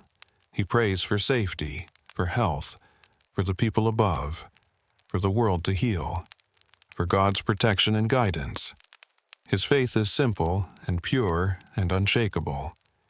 You envy it. The service lasts maybe 30 minutes. When it's done, everyone feels lighter, more centered. It was needed, this connection to something bigger, this reminder of why you're surviving. After church, you make Sunday dinner special, or as special as possible. Your wife opens a can of roast beef, heats it with carrots and potatoes from other cans, makes a stew that smells rich and hearty, serves it with bread and butter from the sealed supplies. It's the best meal you've had in the shelter. Everyone agrees. Even Biscuit, who gets the leftover meat juices poured over his dry food, seems impressed. After dinner, you tell stories, real stories, memories. Your wife tells about growing up during the Depression, about making do with nothing, about wearing dresses made from flour sacks, about eating dandelion greens when there was no money for vegetables, about how her family survived because they were together, because they didn't give up. Tommy and Annie listen, fascinated. They've heard these stories before, but now they mean something different. Now they're not just history, they're instruction. They're proof that hardship can be endured. You tell about the war, about being in Europe, about cold nights and long marches and fear, but also about friendship, about soldiers from different backgrounds becoming brothers, about courage in ordinary people. You don't tell the dark parts. The children don't need those. You tell the parts about hope, about returning home, about believing in tomorrow even when today was terrible. Tommy tells about his first day of school, how scared he was, how he didn't want to let go of his mother's hand. But he did, and he made friends, and learned to read, and now school is his favorite place. His voice cracks a little when he mentions school, missing it, missing normal. Annie tells about Biscuit, about the day you brought him home as a puppy, how tiny he was, how he fit in her arms, how he chewed everything, how he's her best friend. She hugs Biscuit while she talks. He tolerates it patiently, tail thumping. The stories connect you, remind you who you are beyond this shelter, beyond this crisis. You're people with history, with past and future, not just present survival. As evening falls, though you only know it's evening by your watch, your wife suggests something new. "Let's talk about what we'll do when we get out," she says. "When this is over. Let's make plans." Tommy goes first. "I want to play baseball, a whole game, and eat ice cream after." Simple. Perfect. Annie, "I want to go to the park and swing on the swings, high, really high." Your wife, "I want to have everyone over for dinner, all our friends, all our family, a big meal, a celebration." You, "I want to stand in the sunshine, just stand there, feel it on my face, for as long as I want." Everyone agrees these are good plans. Achievable plans. Plans worth surviving for. "We'll do all of it," your wife says firmly. "Every single thing." That night, the mood is peaceful, hopeful. The children go to bed without fuss. Annie asks for one more story, but accepts no as an answer.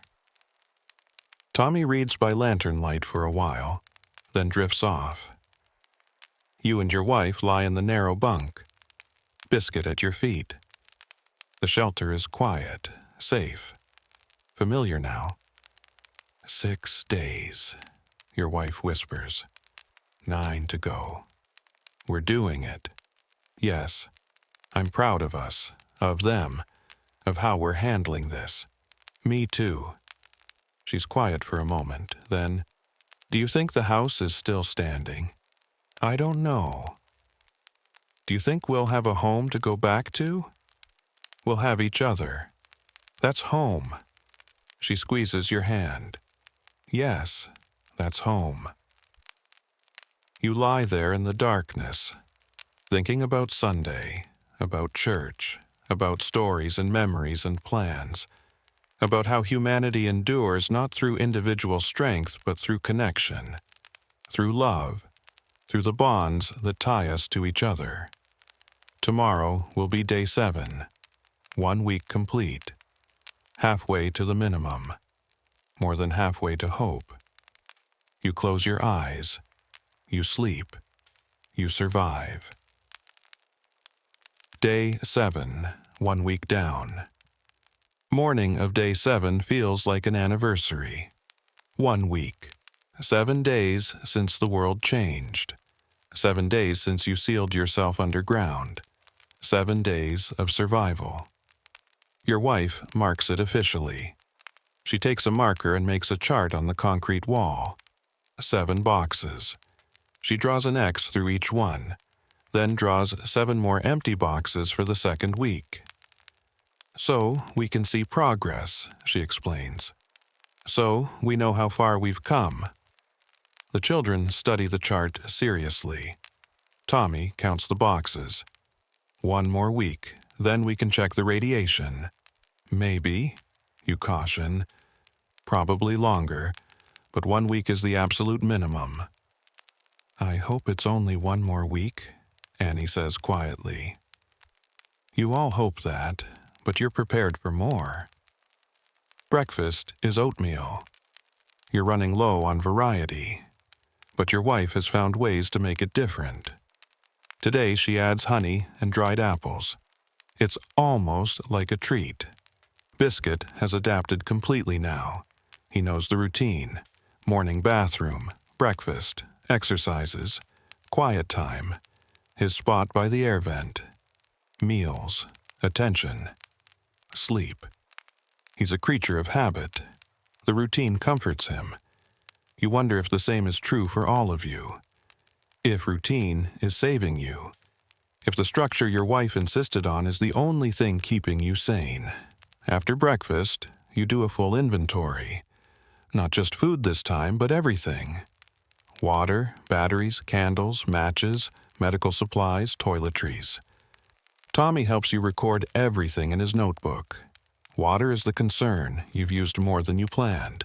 Drinking, cooking, washing. You have 8 gallons left. That's 2 more gallons per person if you leave today.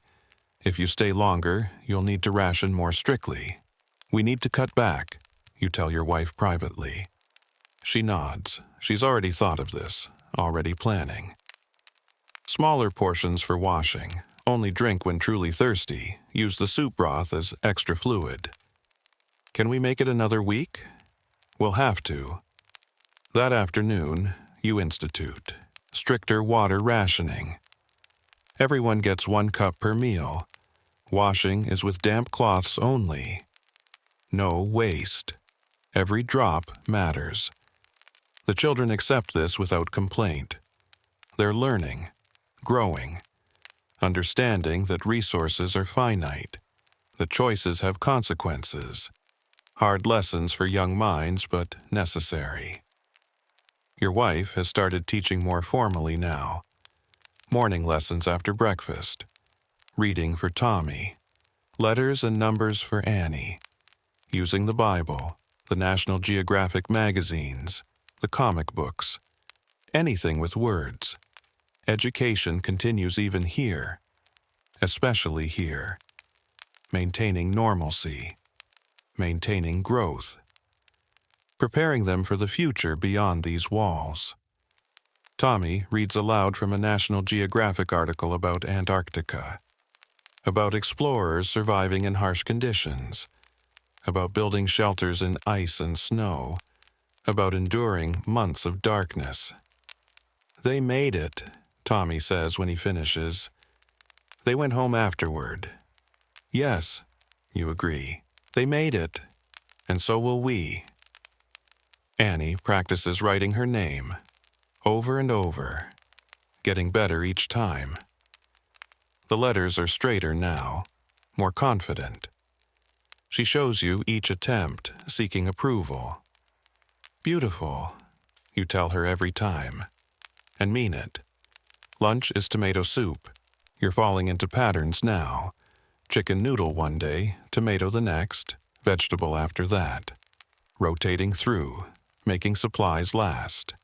In the afternoon, you tell more stories, this time about grandparents, about family history, about the people who came before, who survived their own hardships, who made a life despite difficulties. Your wife tells about her grandfather who came from Ireland, who arrived with nothing but hope and determination, who built a life through hard work, who raised a family despite poverty. You tell about your grandmother who survived the flu epidemic of 1918, who lost her husband but raised 3 children alone, who kept the farm running, who never gave up. These stories matter. They remind the children they come from survivors. They have survival in their blood, in their bones. Tommy is particularly interested in the family history. He asks questions, takes notes. He's the family chronicler now, the keeper of stories. Dinner is special. Your wife has been saving a surprise. She opens a can of ham, real ham, slices it and heats it on the camp stove, serves it with baked beans and bread. There's even canned pineapple for dessert. We're celebrating, she announces. 1 week down, we've earned this. The meal feels festive, abundant, like things used to be. The children eat eagerly. Even Biscuit seems to sense the celebration, tail wagging throughout the meal. After dinner, you bring out the harmonica again. play more songs. Oh, my darling Clementine, you are my sunshine. When the saints go marching in. Your wife knows the words to all of them. She sings along. The children join in. Biscuit howls harmony. The shelter fills with music and voices and joy. For a moment, you forget where you are. You're just a family, making music, being together, being happy.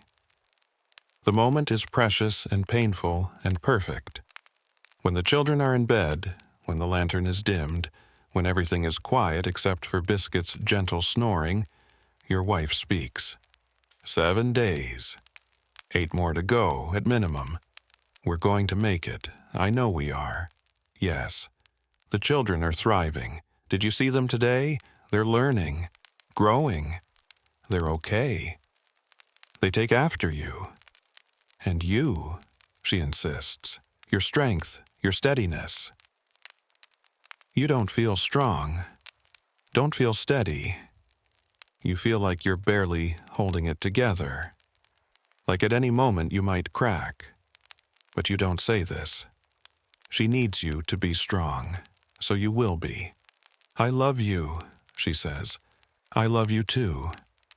Thank you for building this shelter, for preparing, for saving us. We saved ourselves together. She kisses you, long and tender, a kiss that speaks of love and gratitude and partnership, of all the days behind you and all the days ahead. You hold her close, feel her heartbeat against your chest. Steady and strong and alive. 1 week down, however many more to go, but right now, in this moment, you're alive. Your family is alive. You have food and water and shelter and each other. That's everything. That's more than enough. You close your eyes and sleep, marking the end of day 7 with gratitude and hope. Tomorrow, you begin week 2. And you'll survive that too. You'll survive whatever comes, because that's what families do. They endure. They adapt. They survive. Together. Always together. Day 8. The second week begins. The start of the second week brings a subtle shift. The novelty has completely worn off. The adrenaline is long gone. What remains is routine, habit. The slow, steady work of simply existing. You wake to the same concrete ceiling, the same dim lantern light, the same smell of recycled air and confined living. It's not terrible. It's just relentless. Your wife wakes beside you. She doesn't speak immediately, just lies there staring upward. You wonder what she's thinking, if she's counting days, if she's planning ahead, if she's just trying to find the energy to start another day. Morning, you finally say. Morning. How did you sleep? Dreamed about the garden, about weeding the tomatoes, about putting up the harvest for winter. Good dream? Peaceful dream. Biscuit interrupts the moment by jumping down and heading to the hatch. His routine is unbreakable. Morning bathroom first, always. You get up, lead him through the ritual. He's so good about it now, never complains, never fights, just accepts this new reality. The children wake slowly, Tommy first, stretching and yawning, Annie second, curled around her stuffed rabbit. They've adapted too. Don't ask when they can go upstairs anymore. Don't cry for the outside. Just accept each day as it comes. Breakfast is scrambled eggs again. Your wife has been rotating. Breakfast more than other meals. Giving everyone something to look forward to first thing. Smart. After breakfast, you make an announcement. Week 2 starts today. We're going to add some new activities. Keep things fresh. Keep our minds sharp. Like what? Tommy asks. Science experiments. We can use what we have down here. Test things, learn things. His eyes light up. He loves this kind of thing, always has. And I'll teach Annie a song, your wife adds. A special song, with hand motions. Annie claps. She loves songs, loves music. Inherited her mother's voice. And tonight, you continue, we'll have a family game tournament. Cards, checkers. Winner gets extra dessert. The children are excited now, motivated, looking forward to something beyond just surviving another day. The morning is spent on Tommy's science lesson. You teach him about air pressure, about how the shelter is sealed, about barometric changes. You use simple materials, a jar, some water, a piece of paper. Show him how pressure works. He's fascinated, takes notes, asks questions. His mind is active, engaged, growing. Annie has her music lesson. Your wife teaches her Twinkle, Twinkle, Little Star with hand motions. Diamond shapes for stars, pointing up for high, gentle movements. Annie practices it over and over, determined to get it perfect. Biscuit watches both lessons, head tilted, trying to understand human activities that must seem very strange to a dog. Lunch is chicken noodle soup, standard rotation, but your wife has added extra crackers. Little treats, small deviations that make things feel less monotonous. After lunch, during rest time, you check the radio again, slowly scanning through frequencies, hoping for updates, for information, for connection to the wider world. Most channels are still static, but on one frequency, you catch a brief transmission. Relief centers established in rural areas bring identification. Medical screening required. Avoid urban centers. Radioactive contamination remains high in cities. The signal fades before you can hear more, but it's enough. Enough to know the world is organizing, recovering, planning. Did you hear that? Your wife asks. She was listening too. Relief centers, medical screening, they're setting up systems. That's good. That means when we go up, there will be help. Yes, if we need it. Do you think we will need help? You consider this honestly. Maybe. Depends what it's like up there. But we're healthy. We're strong. We have each other. She nods. Takes comfort in that. The afternoon brings the promised game tournament. You set up a bracket. Tommy versus Annie in checkers. You versus your wife in cards. Winners face each other in the final. The children are competitive but fair. Annie is surprisingly good at checkers. She beats Tommy in 2 straight games. He's shocked, but handles it gracefully. You've been practicing, he accuses, but he's smiling. Maybe, Annie says mysteriously. Your wife beats you at cards. Not even close. She always was the card player in the family. You don't mind losing. Seeing her smile, seeing her engaged and playful, is worth more than winning. The final match is Annie versus your wife. Checkers. Best of 3. The whole family watches. Even Biscuit seems interested, head moving back and forth following the game pieces. Annie wins the first game. Your wife wins the second. The third game goes long, back and forth. Tension building. Finally, Annie makes a move that opens up your wife's king. Game over. I won, Annie squeals, jumping up and down. You did, your wife confirms, pulling her into a hug. You were so smart, such a good player. For dessert, everyone gets canned peaches, but Annie gets extra, the champion's portion.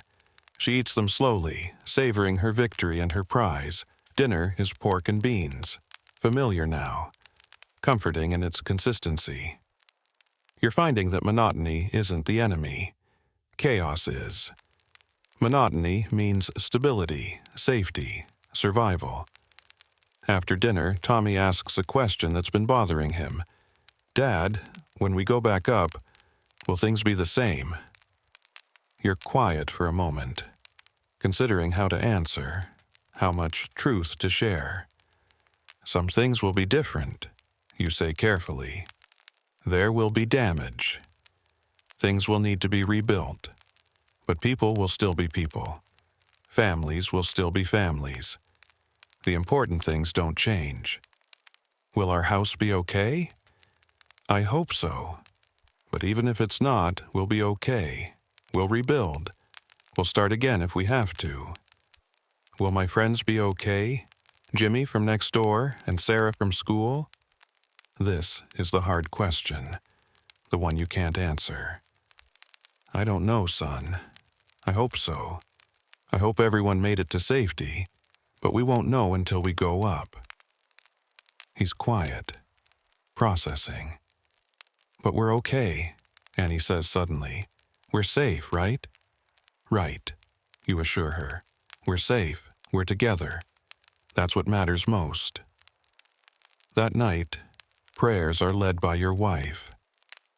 She thanks God for 8 days of safety, for food and water, for health and strength, for family. She prays for those above, for healing, for the world, for hope. When the children are asleep, when the shelter is quiet and dark, you and your wife talk softly.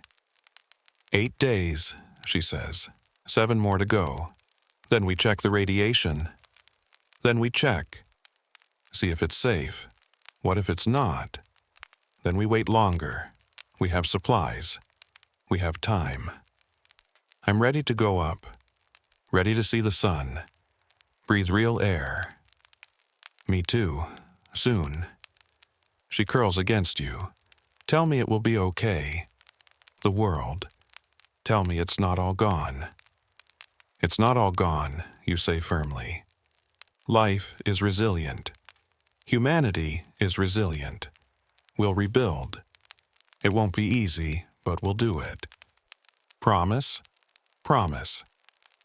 She believes you, or chooses to believe you. Sometimes that's enough. You hold her close and feel the weight of responsibility, of being the strong one, the hopeful one, the one who keeps them all going. But you're not strong alone. She gives you strength. The children give you strength. Even Biscuit, sleeping peacefully at your feet, gives you strength. You're a family, and families survive by holding each other up, by taking turns being strong, by never giving up. Day 8 is done. Week 2 has begun. And you're still here, still surviving, still hoping, still together. Day 9, teaching and learning. Morning comes with a discovery. Tommy has started keeping a detailed journal of his own, separate from the inventory notebook. He's been writing at night after the lantern is turned down, using a small flashlight. Pages and pages of observations, thoughts, fears, hopes. You find it by accident when looking for spare batteries. It's tucked under his mattress. You don't read it. That's private. His thoughts, his processing. But you mention to your wife that he's writing. Good, she says. He needs that outlet, needs to express what he's feeling. Should we talk to him about it? No. Let him have something that's just his. He'll share if he wants to. She's right. He needs privacy, needs control over something. Even in this tiny space, everyone needs something that belongs only to them. Breakfast is oatmeal with canned fruit mixed in. Peaches today. The sweetness makes it feel special, even though it's the same base meal you've had a dozen times. After breakfast, you suggest a new project. A school of sorts. Structured learning time. Your wife as teacher. You as assistant. The children as eager students. What's the subject? Tommy asks. Everything, your wife says. Reading, writing, arithmetic, history, science, geography. We'll make this time count. You'll learn things, real things. The children are skeptical at first. School was something they did before, in the real world. Bringing it here makes it feel permanent. Like this situation might last longer than they hoped. But once lessons start, they engage completely. Your wife is a natural teacher. Patient, clear, encouraging. She uses everything available as teaching materials. Reading, passages from the Bible, National Geographic articles, comic books, anything with words. Writing, practice letters, copy passages, write short stories. Arithmetic, inventory math, rationing calculations, time problems. Geography, studying maps in the magazines, talking about places in the world, discussing different climates and cultures. Science, your air pressure experiments, discussions about radiation, basic biology using examples from the world above.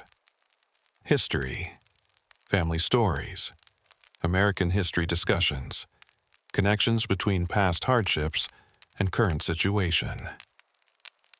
The morning passes quickly. The children are focused, engaged, learning. You're amazed at their adaptability, their capacity to keep growing even in these circumstances. During lessons, Annie asks a question. "Miss Teacher," she calls her mother this during school time, "what happens to the animals? Outside? During the bombs?" Your wife pauses. It's a thoughtful question. A caring question. Annie has always loved animals. "Some animals are hurt," your wife says honestly, "but many survive. Animals are smart.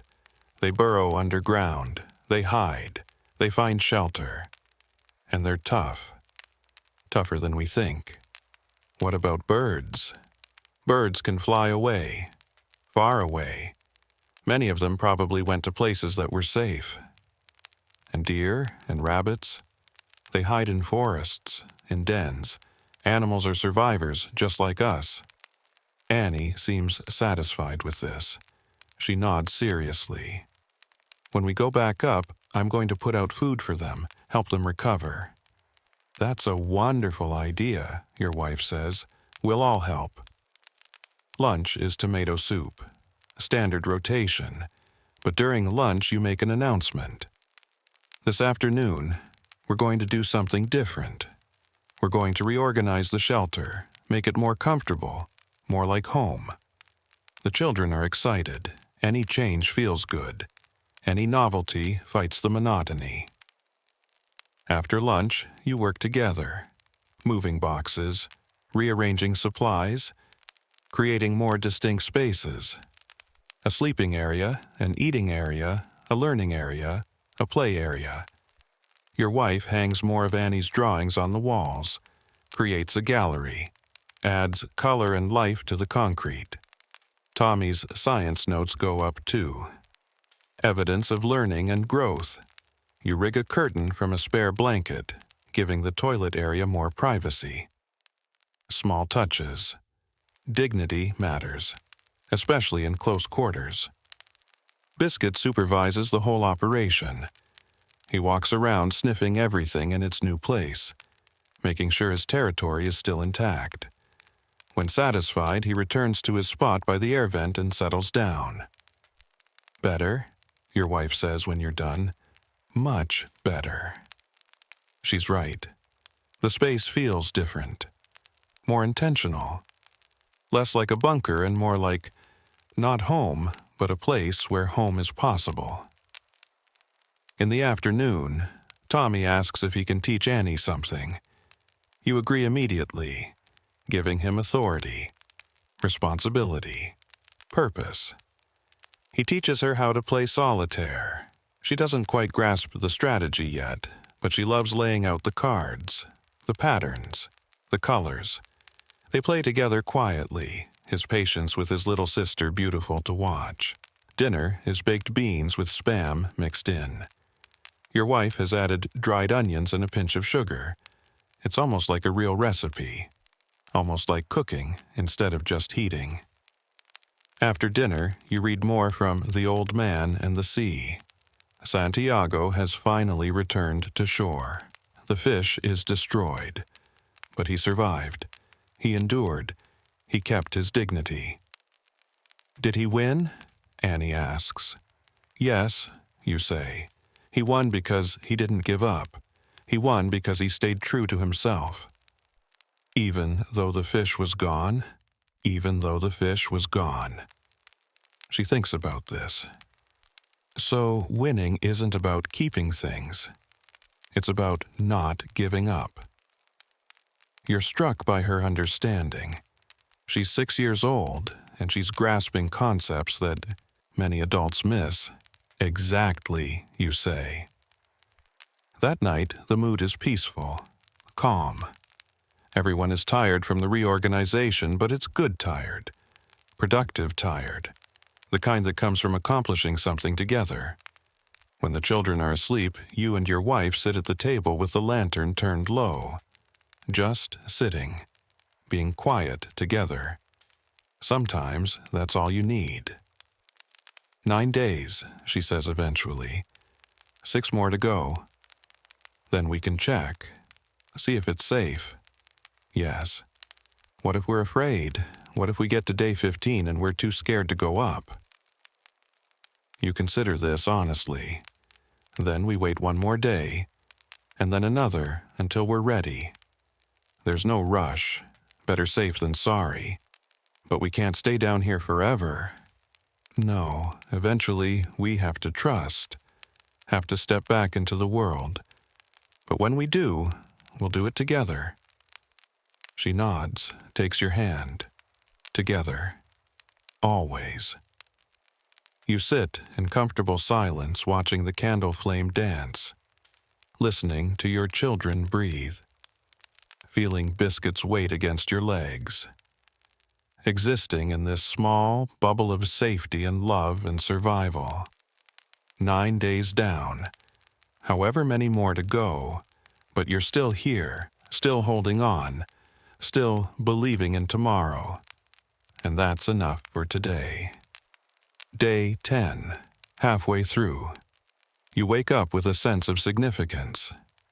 Day 10, minimum halfway point. If 14 days is the goal, you've made it through the worst. From here, it's counting down instead of counting up. Your wife has the same thought. First thing she does is take the marker and X out 2 more boxes on the wall chart. Day 8 and day 9, done. Then she X's out day 10 as it begins. Halfway, she announces to everyone at breakfast. We're halfway through the minimum time. The children cheer. Even Biscuit seems to sense the positive energy, tail wagging enthusiastically. To celebrate, your wife makes a special breakfast. She opens a can of hash, corned beef hash with potatoes. Heats it until it's almost crispy. Serves it with bread that she's toasted on the camp stove. There's even a small serving of canned applesauce on the side. It's the closest thing to a restaurant breakfast you've had in 10 days. The children eat eagerly, amazed at the variety. You savor every bite, knowing these luxuries are limited. After breakfast, you make a decision. It's time to try the Geiger counter, not to go outside, not yet, but to test it. Make sure it works. Prepare for what comes next. You pull it down from the shelf. Yellow and black case. Dial on the front. Probe on a cord.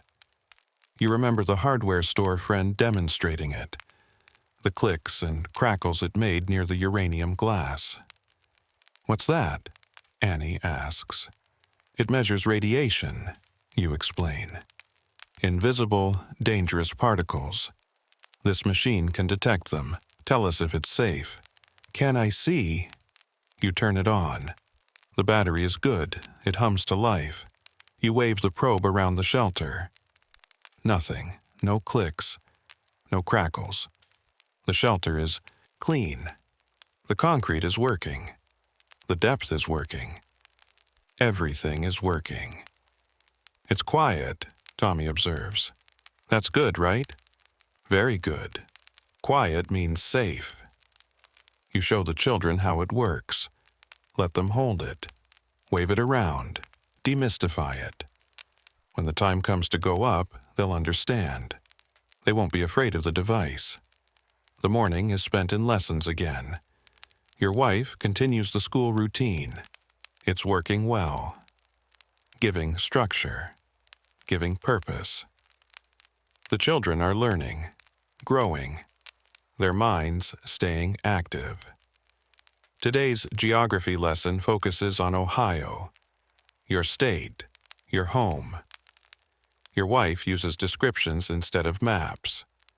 Talks about Lake Erie to the north, the Ohio River to the south, rolling hills and farmland, cities and small towns, the place they'll return to when this is over. Will Ohio be okay?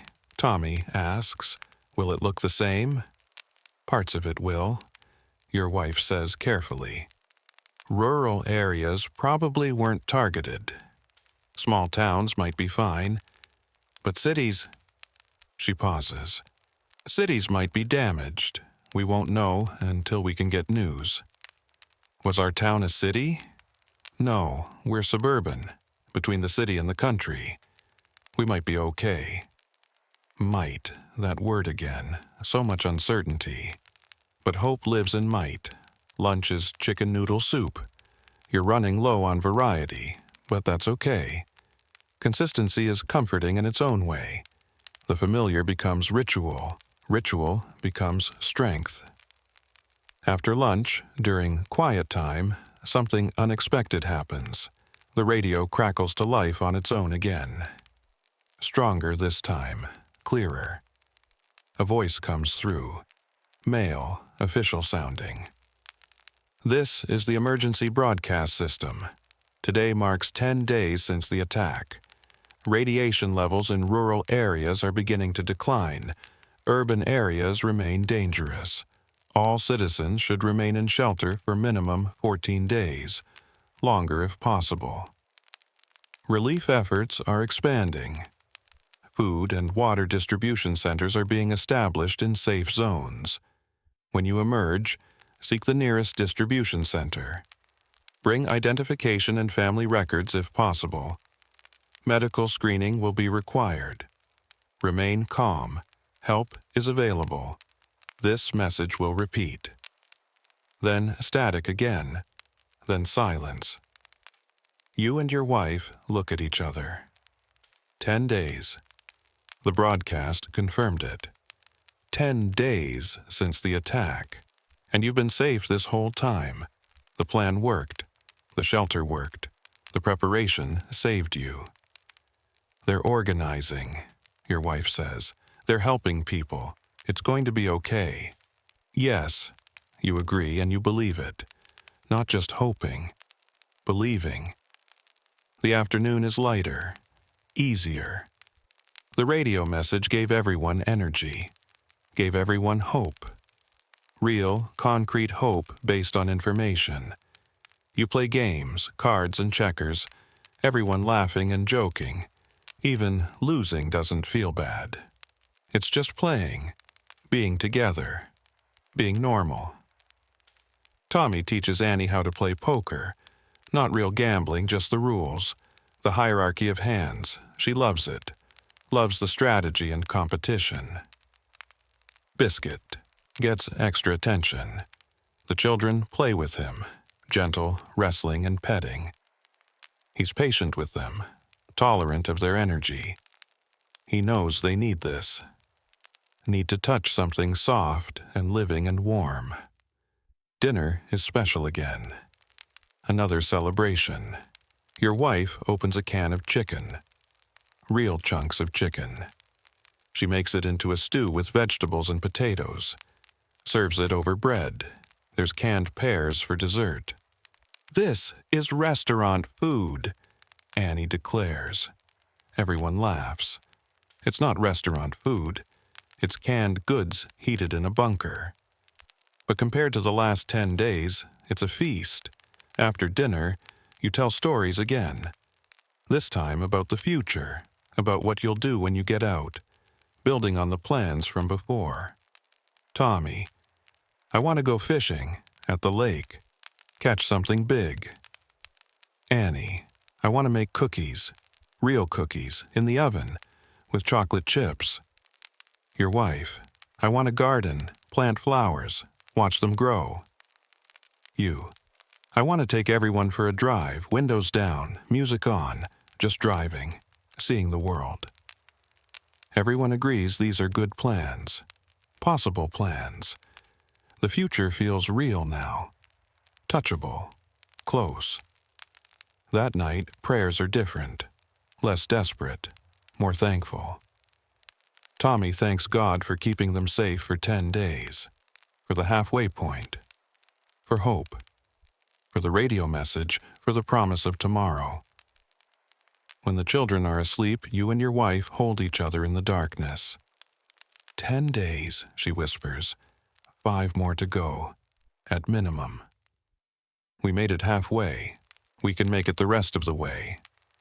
Yes, we absolutely can. I'm proud of us, of how we've handled this, of how the children have adapted. They're strong, like their mother, and patient, like their father. You kiss her, soft and gentle, a kiss of partnership, of survival, of love that endures even underground, even in crisis, even when the world above is broken. Thank you, she says. For what? For believing we could do this, for preparing, for leading us, for keeping us safe.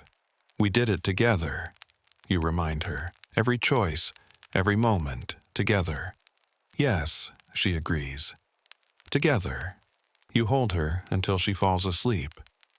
Then you lie awake a while longer, thinking about the next 5 days, about what comes after, about stepping back into the world, about whatever you'll find up there, but mostly thinking about this moment, this family, this survival, this love. 10 days ago, the world ended, but you didn't. You kept going, kept loving, kept hoping, kept living, and you'll keep doing that. For 5 more days, for 5 more years, for however long it takes. Because that's what families do. They endure, they adapt, they survive, together. Always together. You close your eyes and sleep, halfway through the journey, but all the way through to hope. Day 11. Small challenges. Morning of day 11 brings the first real equipment problem. The camp stove won't light. The propane is there, the connections are secure, but the soundscape igniter isn't sparking. You try multiple times. Click, click, click. Nothing. Your wife watches, concerned. The stove is essential. All the hot meals, all the comfort food, all the warmth. Without it, everything gets harder. Matches, you say suddenly. We can light it with matches. You find the box of waterproof matches in the supply kit. Strike 1. Hold it to the burner while turning on the gas. The propane ignites with a soft whoosh. Blue flame. Hot and steady. Crisis averted, your wife says. But you both know you just used 1 match. You have maybe 50 in the box, that's 50 meals. Then what? We'll be out by then, you say confidently. She nods, wants to believe it. Breakfast is scrambled eggs. Using the match-lit stove, the eggs taste the same. But everything feels slightly more precarious now. One small thing breaking. Reminder that all of this depends on systems working. After breakfast, you add a new lesson to the children's school day. Fire safety. How to light matches properly. How to respect flame. How to extinguish safely. They need to know. Need to understand. Tommy takes it seriously. Practices with supervision. Annie watches carefully. Learning by observation.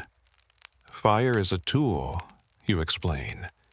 Like a hammer or a saw, useful if you respect it, dangerous if you don't. Like radiation? Tommy asks. Similar, both are powerful, both need to be handled carefully.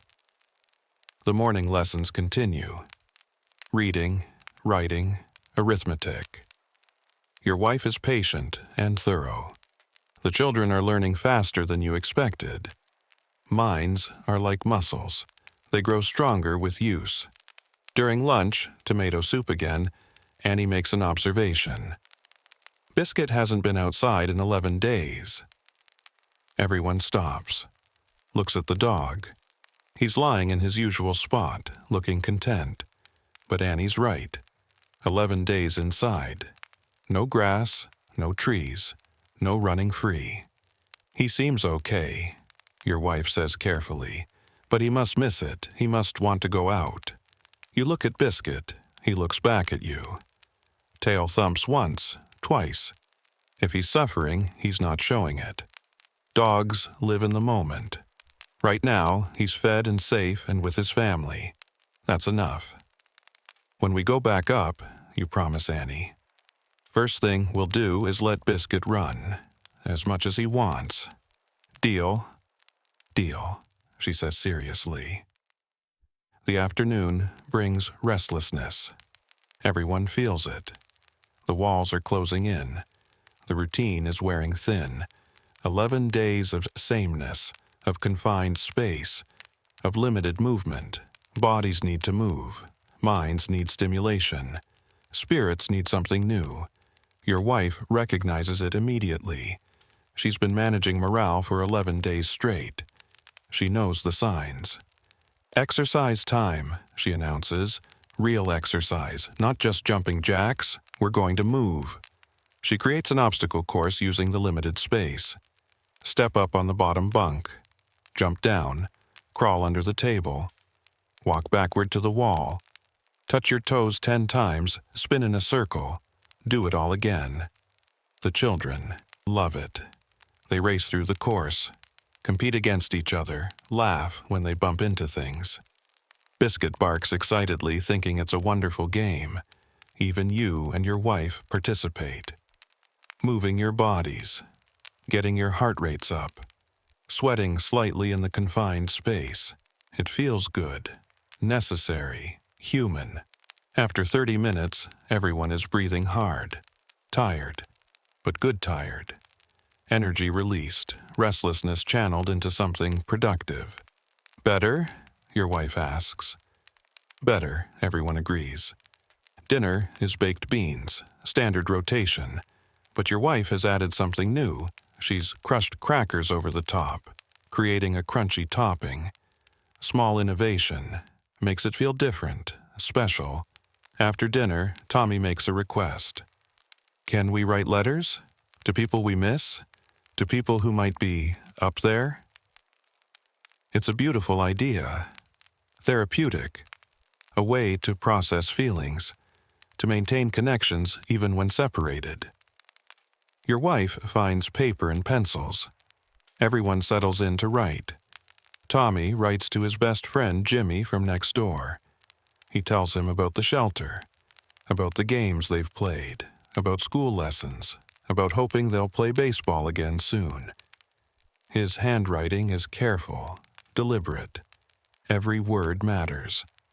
Annie draws a picture letter to her grandmother in Michigan. She draws the whole family, including Biscuit. Adds hearts and flowers around the border. Writes, "I love you, Grandma," in big block letters. It's imperfect and perfect at the same time. Your wife writes to her sister in Pennsylvania. She describes the shelter, the routine, the children's resilience. She writes honestly about fear and hope, about the challenge of staying positive, about believing in tomorrow. Her words are raw and real and beautiful. You write to your parents. You tell them you're safe, that you prepared, that their grandchildren are thriving despite everything. You tell them you love them, that you hope they're safe too, that you'll find them when this is over. You mean every word. When everyone is done, your wife collects the letters. She puts them in an envelope, seals it. When we go up, she says, we'll mail these, or deliver them ourselves. These words will reach the people who need them. It's a promise and a hope and a plan. The letters represent the future. Connection beyond this shelter. Life beyond survival. That evening, you notice the water situation has become critical. You're down to 5 gallons, less than you thought. Someone has been drinking more than their ration, or maybe the measurements were off, or maybe 5 days is too long to stretch 5 gallons among 4 people. You tell your wife privately. She nods, already thinking. We cut back further. Half cups instead of full cups. Soup broth counts as water. We can do it. 5 more days on 5 gallons? We have to. She's right. There's no alternative. No water delivery, no rain collection. Just what you have. So you make it work. That night, the shelter feels smaller than ever. 11 days of breathing the same air, seeing the same walls, sleeping in the same narrow bunks, but also 11 days of safety, of survival, of family. When the children are asleep, you and your wife talk quietly.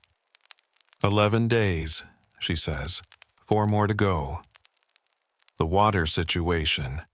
We'll make it. We'll ration carefully. We'll be fine. What if we're not? You consider this honestly. Then we go up early, check the radiation, make a decision. But I think we can make it to 15 days. I really do. She wants to believe you, chooses to believe you. The children are getting restless. I know. But they're handling it. They're so strong. They're scared, Tommy especially. He hides it, but he's scared. We're all scared. But we're together. That makes it bearable. She leans against you, exhausted, the weight of 11 days showing in her shoulders, in her eyes, in the way she breathes. I'm tired, she admits. So tired. I know, me too. But we're not done yet. No. 4 more days. Maybe a few more after that. But we'll make it. Promise? Promise. She kisses you, weary but loving. A kiss that says, I'm tired, but I trust you. I'm scared, but I'm here. I'm surviving because we're surviving together. You hold her until she falls asleep. Then you lie awake, listening to the shelter breathe. The soft snores of your children. The gentle wheeze of biscuits sleeping. The barely audible hum of the air filtration system. 11 days, 4 more to go. Then the decision. Then the Geiger counter, then whatever comes next. But right now, in this moment, everyone is safe. Fed, loved, together, and that's enough. It has to be enough. You close your eyes and sleep, dreaming of sunshine and fresh air and the world above. On day 12, quiet strength. You wake on day 12 to complete silence. Not the normal shelter quiet. Something deeper. Wrong. It takes you a moment to identify what's missing. The air filtration system has stopped humming. You sit up immediately, heart pounding. Move to the system. Check the crank. The filter, the mechanism, everything looks fine. You crank it manually, 20 turns, like always. Air moves through. The system works. It just stopped on its own. Your wife is awake now too. She sees your face, understands immediately. What's wrong? The filtration system stopped. The automatic cycle quit. We'll have to crank it manually now, every few hours. Her face pales slightly. This is serious. The air system is life itself down here. Without it, Carbon dioxide builds up. Oxygen depletes. You suffocate slowly. How often? She asks. Every 3 hours. Day and night. Someone needs to stay awake, keep track of time. We'll take shifts. You, me, we'll manage. You nod, more adaptation, more endurance. But you can do this. You have to. Breakfast is oatmeal. You use another precious match to light the stove. 49 left. The children notice. Nothing wrong. They eat their oatmeal with honey, chattering about their dreams. Innocence preserved. For now. After breakfast, you explain the new responsibility. The air system needs manual cranking every 3 hours. Tommy volunteers to help. He's 9 years old and wants to be useful. Wants to be part of the solution. You teach him how to crank it properly. 20 turns. Steady and even. Not too fast, not too slow. He practices under your supervision. Gets it right. Pride shows in his face. Can I do some of the shifts? He asks. You consider this. He's young, but capable, and keeping him involved gives him purpose, control. Daytime shifts, you agree. Your mother and I will handle nights. He accepts this. Nods seriously. Takes his new job as airkeeper with appropriate gravity. The morning lessons continue despite the equipment problems. Your wife is determined to maintain routine, to keep life as normal as possible. She teaches fractions using the food supplies. If we have 12 cans of soup and eat 3, what fraction is left? 3/4. Good. She teaches history through family stories again. Tommy takes notes. He's building a family tree in his notebook. Names and dates and relationships. Creating something permanent, something that will outlast this shelter. Annie practices her letters. She can write her full name now. Annie Marie. The letters are wobbly but readable. She's so proud. Shows everyone multiple times. You praise her every time. She deserves it. Lunch is chicken noodle soup. The portions are smaller now. Water conservation means less liquid. The soup is thick, concentrated. Nobody complains. Everyone understands. Biscuit gets his smaller portion without protest. He's lost weight over the past 12 days. Not dangerously, but noticeably. His ribs show slightly through his fur. He doesn't seem to mind. Still happy, still loyal, still the family guardian. In the afternoon, your wife suggests a new activity. Memory sharing. Everyone tells their favorite memory from before. From the world above. From normal life. Tommy goes first. His favorite memory is last summer at the lake. Swimming until dark. Building sandcastles. Eating hot dogs cooked over a fire. The smell of sunscreen and lake water. The sound of laughter. The feeling of summer freedom. He tells it with such detail you can almost see it. Almost feel it. The shelter disappears for a moment. You're all at the lake. All together. All happy. Annie's favorite memory is simpler. Christmas morning. Waking up early. Seeing presents under the tree. The living room lit by colored lights. Hot cocoa with marshmallows. The whole day in pajamas. Family. Warmth. Magic. She tears up slightly while telling it. Missing it.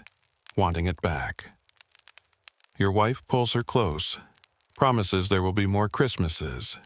More mornings, more magic. Your wife's turn. Her favorite memory is her wedding day. Walking down the aisle. Seeing you waiting, the vows, the kiss, the dance, the beginning of your family.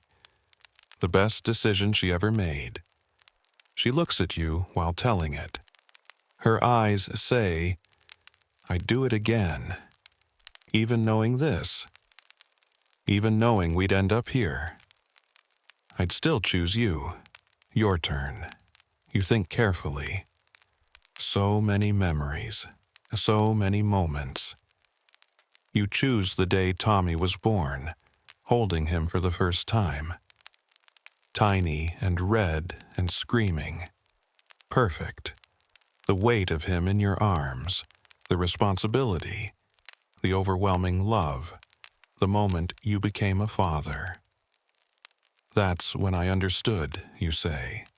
That's when I knew what mattered, not work, not things, just this. Family, love, protecting the people who depend on you. The room is quiet when you finish. Everyone sitting with their memories, their histories, their proofs that life existed before this shelter, that life will exist after. The afternoon cranking shift falls to Tommy. He sets a timer using your watch. When 3 hours pass, he gets up immediately. Cranks the system 20 times. Steady and reliable. You're proud of him. Dinner is tomato soup. The water situation means smaller portions again. But your wife has saved something special. She opens the last can of fruit cocktail. Serves it in small bowls. Everyone eats slowly, savoring, knowing it's the last one. After dinner, you read more. You finished The Old Man and the Sea. Now you're reading from the National Geographic magazines. Articles about places far away. Mountains and oceans and deserts. The world is so big. This shelter is so small. But the shelter is your world now. And it's been enough. For 12 days, it's been enough. That night, you establish the cranking schedule. You take the first night shift, midnight to 6 a.m. Your wife takes 6 a.m. to noon. Tommy takes noon to 6 p.m. Your wife again from 6 p.m. to midnight. 24 hours covered, the system maintained, life sustained. When the children are asleep, you sit with your wife in the dim lantern light. She's exhausted. You can see it. 12 days of being the strong one, the organized one, the positive one. It's wearing on her. You're amazing, you tell her, how you've held this together, how you've kept them learning and growing and hoping. I don't feel amazing, I feel tired. That's because you're giving everything you have every day, to all of us. She's quiet for a moment, then, what if I can't do it anymore? What if I run out? Then I'll carry you, like you've been carrying me. That's what we do. You think I've been carrying you? Every day. Your strength, your planning, your faith. Without you, we'd be lost. She leans her head on your shoulder. We carry each other. Yes, exactly that. You sit together until she falls asleep in your arms. You carry her, literally, to the bunk. Tuck her in, cover her with the blanket. She doesn't wake, too tired, too drained. She needs rest. She's earned it. You sit at the table with a single candle. Watch the flame. Count down the hours until your midnight shift. Think about 3 more days, maybe 4, maybe 5. How much longer can everyone hold on? But you already know the answer, as long as necessary, as long as it takes, because that's what families do. Biscuit comes over and rests his head on your knee. You pet him slowly, rhythmically, finding comfort in the simple act. Dog and human, ancient partnership, mutual survival. Good boy, you whisper. Good boy. His tail thumps twice. Then he settles at your feet, both of you keeping watch, both of you protecting the family. Day 12 ends with vigilance and love and quiet strength. 3 more days to the minimum. Then the decision. Then the world above. But tonight, everyone is safe, fed, alive, together. And you'll crank the air system every 3 hours. You'll stay awake. you'll keep them breathing. Because that's what fathers do. That's what husbands do. That's what survivors do. You watch the candle burn down and wait for midnight, counting down the hours until day 13 begins. Day 13, the decision approaches. Midnight arrives with your watch alarm beeping softly. You move carefully in the darkness, finding the air filtration crank by touch. 20 turns. Steady and even. The system breathes. The shelter breathes. Your family breathes. You sit at the table afterward, unwilling to sleep. 3 more hours until the next shift. 3 hours of quiet vigilance. The shelter is completely dark except for one small candle you've lit for comfort. This is the longest night. Day 13 technically starts at midnight, but it feels suspended, caught between days, between hope and fear, between underground and above. Your wife wakes at 3 a.m. You didn't mean to wake her, but she's attuned to your movements now. She sits up. "Your shift?" she asks sleepily. "I've got it. Go back to sleep." "Can't. Too awake now." She joins you at the table. You share the remaining coffee from your morning cup. Cold, but still coffee. Still a small comfort. 13 days, she says quietly. 2 more to minimum. Then we decide. Check the radiation. Go up or stay. Yes. I'm scared, she admits. Of what we'll find up there. Me too. What if it's worse than we think? You consider this honestly. Then we deal with it. Together. Like everything else. What if the house is gone? Then we rebuild. What if... She stops. Can't say it out loud. What if people we love are gone? What if the world is too damaged to recover? What if survival down here was the easy part? You take her hand. We won't know until we look. And we don't have to look yet. We can stay down here as long as we need to. As long as we have supplies.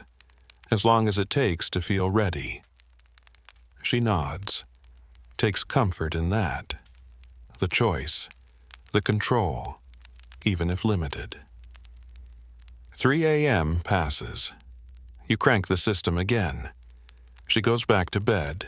You stay up, keeping watch until dawn breaks above, though you only know it's dawn by your watch saying 6 a.m.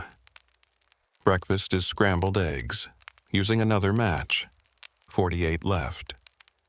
The children wake slowly, groggy, day 13 beginning like any other. But there's a tension now. Everyone feels it. The end is approaching. The decision is coming. The shelter that's been protection will soon need to be left behind. After breakfast, your wife gathers everyone for a family meeting. Formal, important. We need to talk about going up, she begins. In 2 days, we'll hit minimum safety time. 15 days. But we need to decide together what we want to do. Tommy speaks first.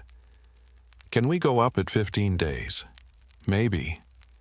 We'll test the radiation first. If it's safe enough, yes. What if it's not safe? Then we wait longer. We have food for another 2 weeks. Water for less, but enough. Annie asks the question everyone is thinking. Will everything be okay up there? Your wife chooses her words carefully. Some things will be different. There might be damage. Things might be broken. But we'll be together, and we'll figure it out. I want to go up, Tommy says firmly. I'm ready. I want to see the sun, Annie adds, and let Biscuit run. Everyone looks at you. The father, the protector, the decision maker. 2 more days, you see, you say. We prepare, we plan, we get ready. Then we test the radiation. Then we decide. All of us. Together. Everyone nods. Agreement, unity. Whatever comes next, you'll face it as a family. The morning is spent in preparation. You inventory everything. What to take up first, what to leave, what might be needed immediately. The Geiger counter goes to the top of the list. First thing, before anything else. Check the air, the ground, the water. Know what you're dealing with. Your wife makes lists, always lists. Food to bring up, water containers, first aid kit, flashlights, blankets, clothing, tools, everything organized, everything planned. Tommy helps pack an emergency bag, ready to go. Just in case what? Nobody says it out loud, but everyone knows. In case the house is gone. In case you need to evacuate further. In case the shelter becomes a temporary stop, not a final destination. Annie draws more pictures. She's created a whole wall of art now. The shelter is covered with images of family, home, sunshine, flowers, biscuit. Evidence of imagination surviving underground. Evidence of hope. Lunch is vegetable soup. The portions are small now. Water is precious. Every drop counted. Every drop cherished.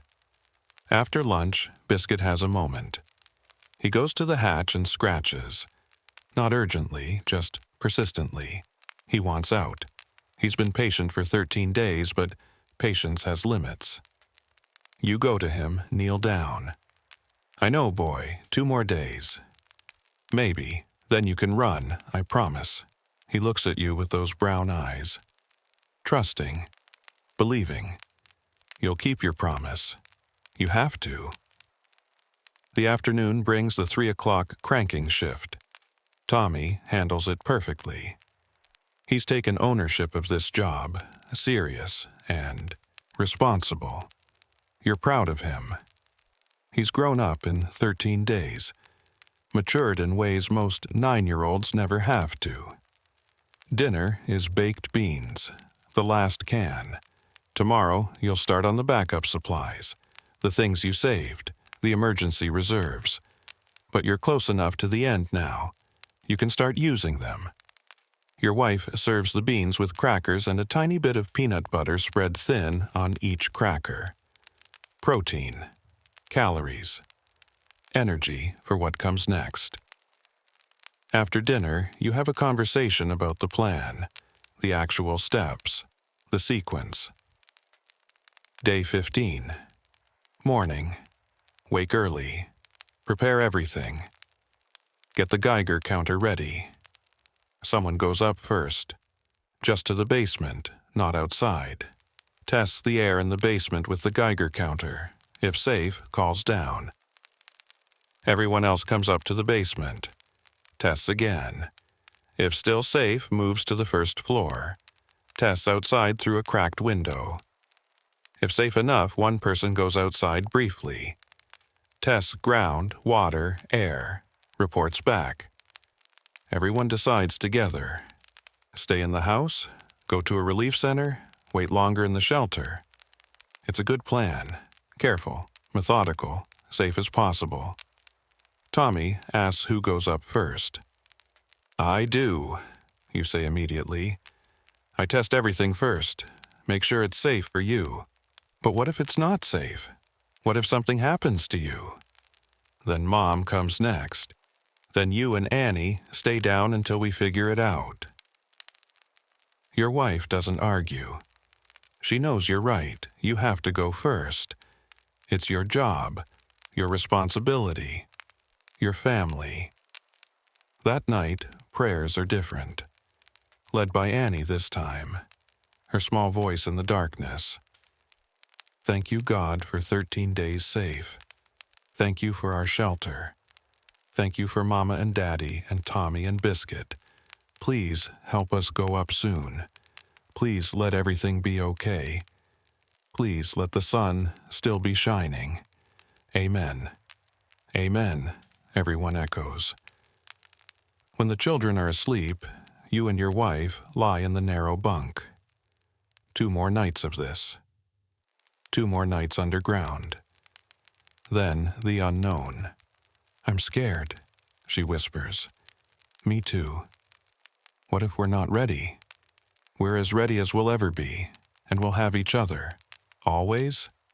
Always." She falls asleep first. You lie awake, thinking, planning, preparing mentally for what's coming. The Geiger counter clicks. The basement stairs, the first floor, the door to outside, the world that was, the world that is now. At midnight, you get up, crank the air system, 20 turns. Keep everyone breathing, keep everyone safe. 2 more days of this. Just 2 more days. You can do this. You've done it for 13 days already. 13 days of survival, of adaptation, of love enduring in darkness. 2 more days, then light, then decision, then whatever comes next. But tonight, everyone breathes. Everyone sleeps. Everyone survives. And that's enough. It has to be enough. Day 13 ends with hope and fear balanced perfectly. Day 14 will bring more of the same. Then day 15, then the choice. You return to the bunk, hold your wife close, and sleep the fitful sleep of someone standing at the edge of tomorrow, ready to jump, but not quite sure what's on the other side. Day 14, the final preparations. Morning of day 14 arrives with weight. 1 more full day. Tomorrow is day 15. Tomorrow is decision day. Tomorrow is the day the shelter either ends or continues. Your wife is already awake when you open your eyes. She's been up a while, you realize, sitting at the table, making lists, always lists. "Morning," you say softly. "Morning, I've been thinking about what we need to do today, final preparations." You sit beside her, look at her list. It's comprehensive, detailed.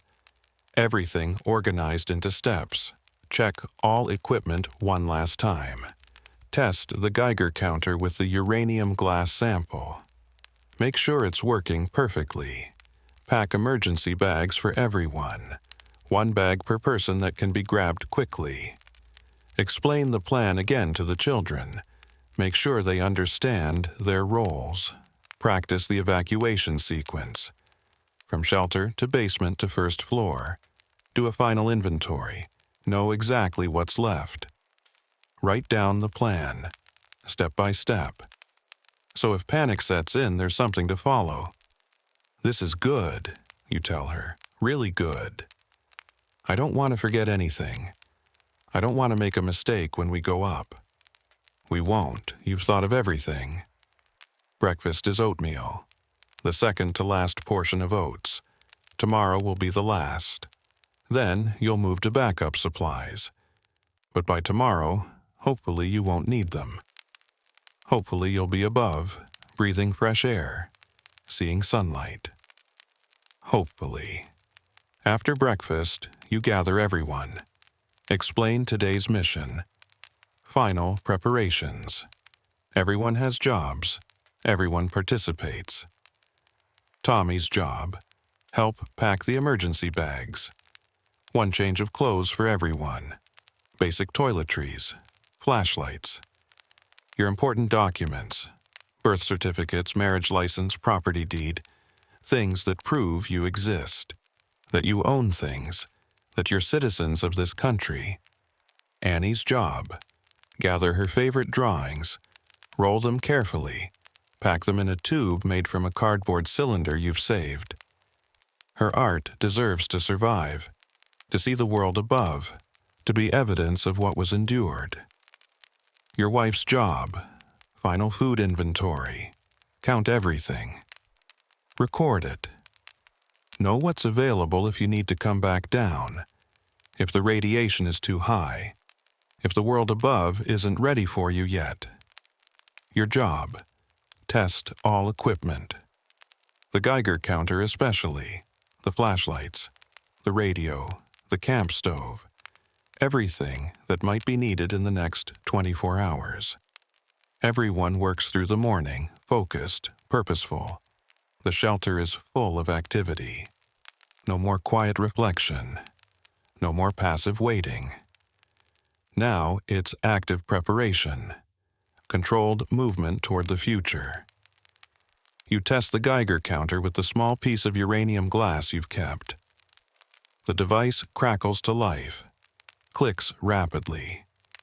The needle jumps. Working perfectly, you turn it off, save the battery. You'll need it tomorrow. Tommy packs bags methodically. He's learned organization from his mother. Each item has a place.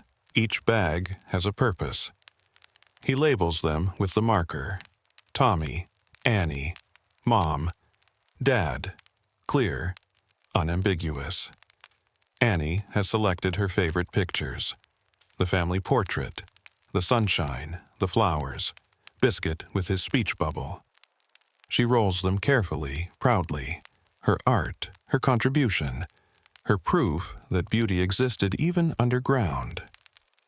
Your wife counts cans, writes numbers. 43 cans left. 8 boxes of crackers. 2 jars of peanut butter. 3 gallons of water, enough for another week. Maybe 10 days if you stretch it, but hopefully unnecessary, hopefully obsolete. Lunch is chicken noodle soup.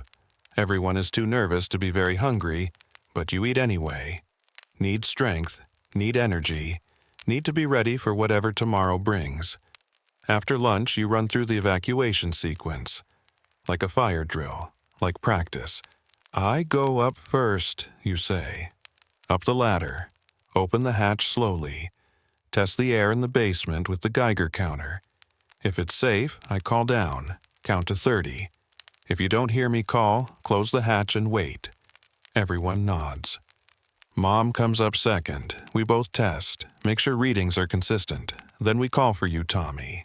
You bring Annie. Biscuit stays with you until we know it's completely safe. What if the Geiger counter shows radiation? Tommy asks. Then we come back down. Close the hatch. Wait longer. Test again in a few days. What if it never gets safe? You don't have a good answer for that. Don't have a plan for permanent shelter life. You've been living day to day, assuming the radiation would fade, assuming the world would heal.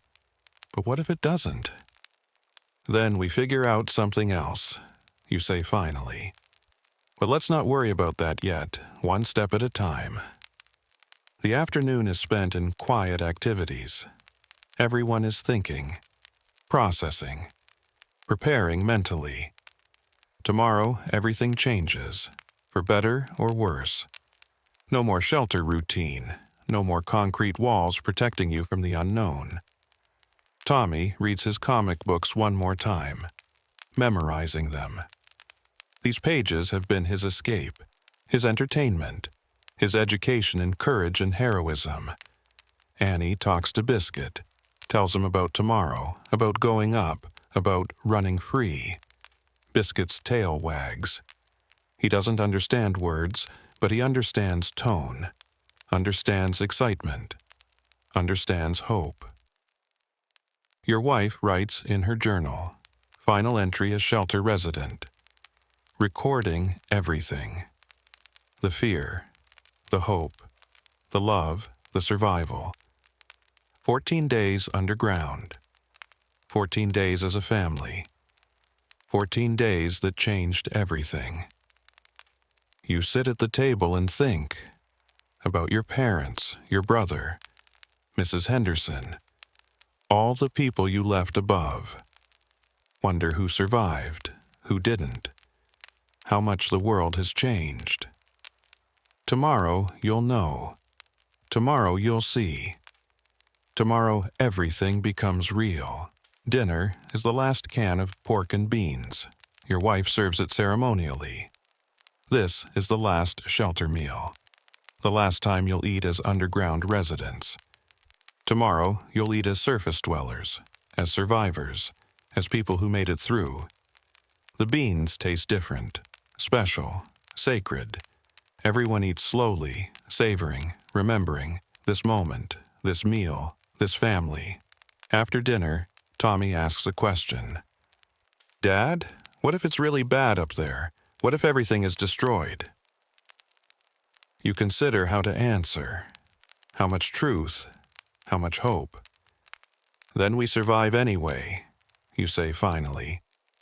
"We've survived down here, we can survive up there. Humans are adaptable. We figure things out, we rebuild. It won't be easy, but nothing worth doing ever is." He seems satisfied with that. Nods, returns to his comic book. That night, prayers are led by your wife. Her voice is strong, certain, faithful.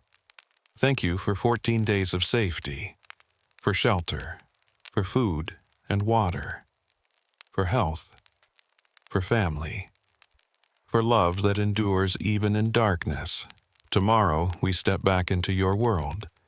Please guide us, protect us, give us courage, give us strength, give us hope. Whatever we find, help us face it together. Amen. Amen. When the children are asleep, you and your wife have a final conversation. The last one, as shelter residents. 14 days, she whispers. Tomorrow is 15. Are we ready? As ready as we'll ever be. I'm terrified. Me too, but we're together. Always, always.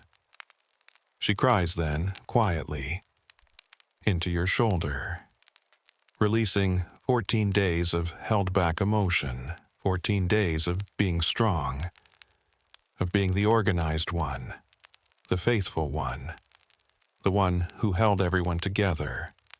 You hold her, let her cry. Give her this release. She's earned it. She's been incredible, strong and faithful and loving beyond measure. When she's cried out, she looks up at you.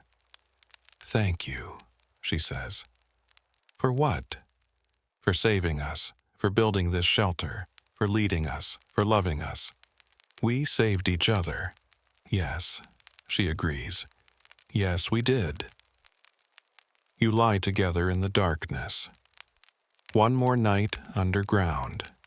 One more night safe.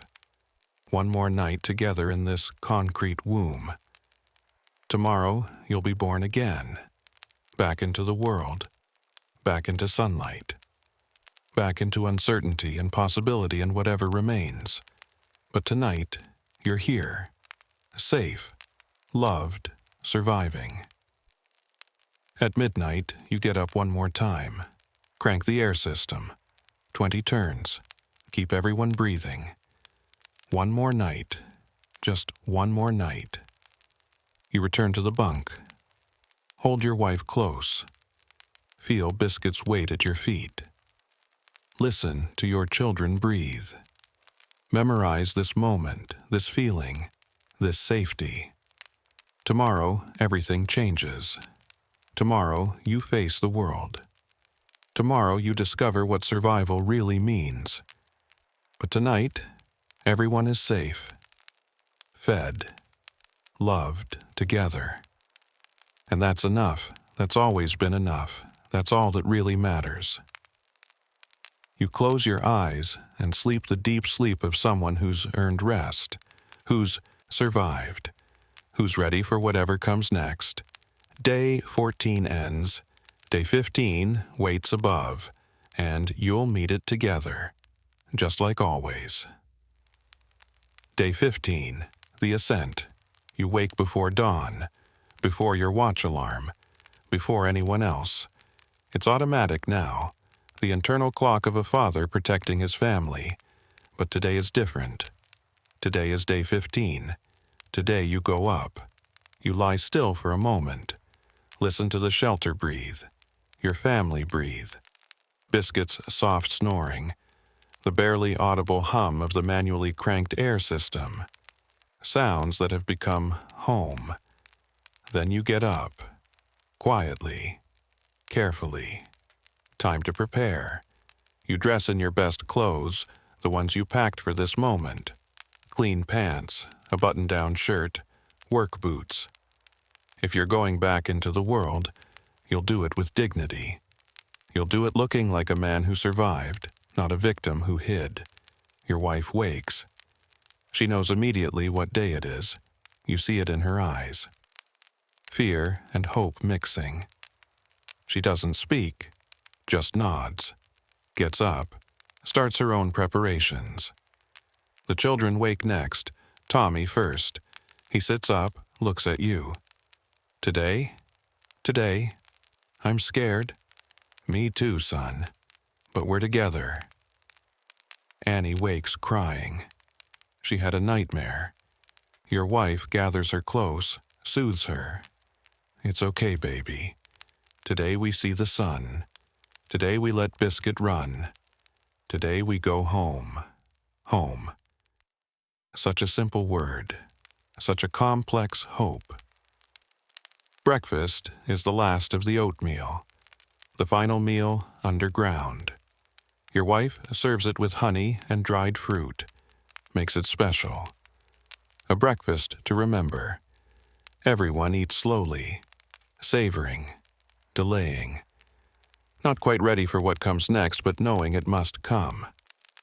After breakfast, you gather at the table. The emergency bags are packed. The Geiger counter is ready. The plan is clear. But you review it one more time anyway. I go up first, you say. Test the basement air. If it's safe, I call down. Mom comes up. We test together. Then Tommy and Annie, then Biscuit. Everyone understand? Everyone nods. What if you don't call down? Tommy asks. Then you wait. Mom takes charge. She'll know what to do. Your wife squeezes your hand. Yes, she'll know. She's been strong for 15 days. She'll stay strong. You check your watch. 8 a.m. Time to begin. You pick up the Geiger counter, turn it on. It hums to life. The battery is strong. The needle rests at 0. Ready to measure, ready to tell you if life above is possible. You look at your family, your wife, your son, your daughter, your dog, everyone looking at you with trust, with hope, with love. I'll be back in 5 minutes, you say. With good news. I promise.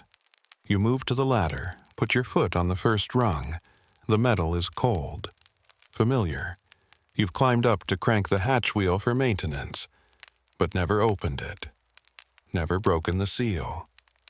For 15 days, this hatch has been locked, protecting you from the world, imprisoning you from life. Now you're going to open it. You climb slowly, one rung at a time. Your family watching from below. At the top, you press your ear against the hatch. Listen. No sounds. No voices. No alarms. Just silence. You grip the wheel lock. Your hands are shaking. You force them steady. You're a father, a husband, a protector. You can do this. You turn the wheel. It resists, sealed tight. You apply more force. It gives, turns, clicks, unlocks. You push up on the hatch. It rises an inch. Light streams in. Real light. Not lantern light, not candle light. Natural light from above, from the world, from the basement window. The light is beautiful and terrifying. You push the hatch open fully. It clangs against the basement floor. You lift the Geiger counter through the opening. Wave it around. Watch the needle. Listen for clicks. Nothing. The needle stays at 0. No clicks, no crackles. The basement air is clean, safe, breathable. You call down. It's safe. The basement is clear. You hear the celebration below, your family cheering.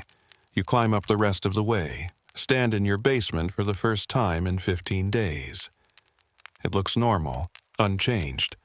Boxes still stacked along the walls. The washing machine in the corner. The small window letting in morning light.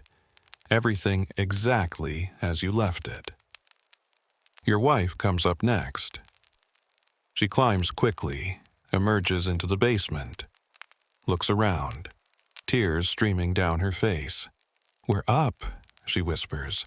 "We're really up." You hug her, hold her tight. "We made it." Tommy comes next, then Annie, being helped by Tommy, both children looking around in wonder. The basement seems huge after the shelter. Spacious, open, finally Biscuit. He scrambles up the ladder with help, reaches the basement floor, immediately starts exploring, sniffing everything, tail wagging frantically. He remembers this place. This is home. You test the basement air again. Still clean. 0 radiation. Safe. First floor, you say. You climb the basement stairs as a family. Slowly. Carefully. The Geiger counter leading the way. At the top, you open the door to the kitchen. Morning light floods through the windows. Real sunlight, yellow and warm and alive. The kitchen looks exactly as you left it. The skillet still on the stove from that interrupted breakfast 15 days ago. The milk bottle still on the front step, visible through the window. The table still set, frozen in time. You test the air, clean, safe, 0 radiation inside the house. "Can we go outside?" Annie asks. "Not yet. Let me check from the window first." You move to the back door. Look out through the glass. The backyard is there. The grass is there. The maple tree is there. Everything is there. Undamaged, untouched, normal, too normal. You crack the door open an inch, push the Geiger counter through, wave it around outside. The needle jumps slightly. Not dangerous levels, but present, measurable. The outside has radiation, not enough to kill immediately, but enough to be concerned about.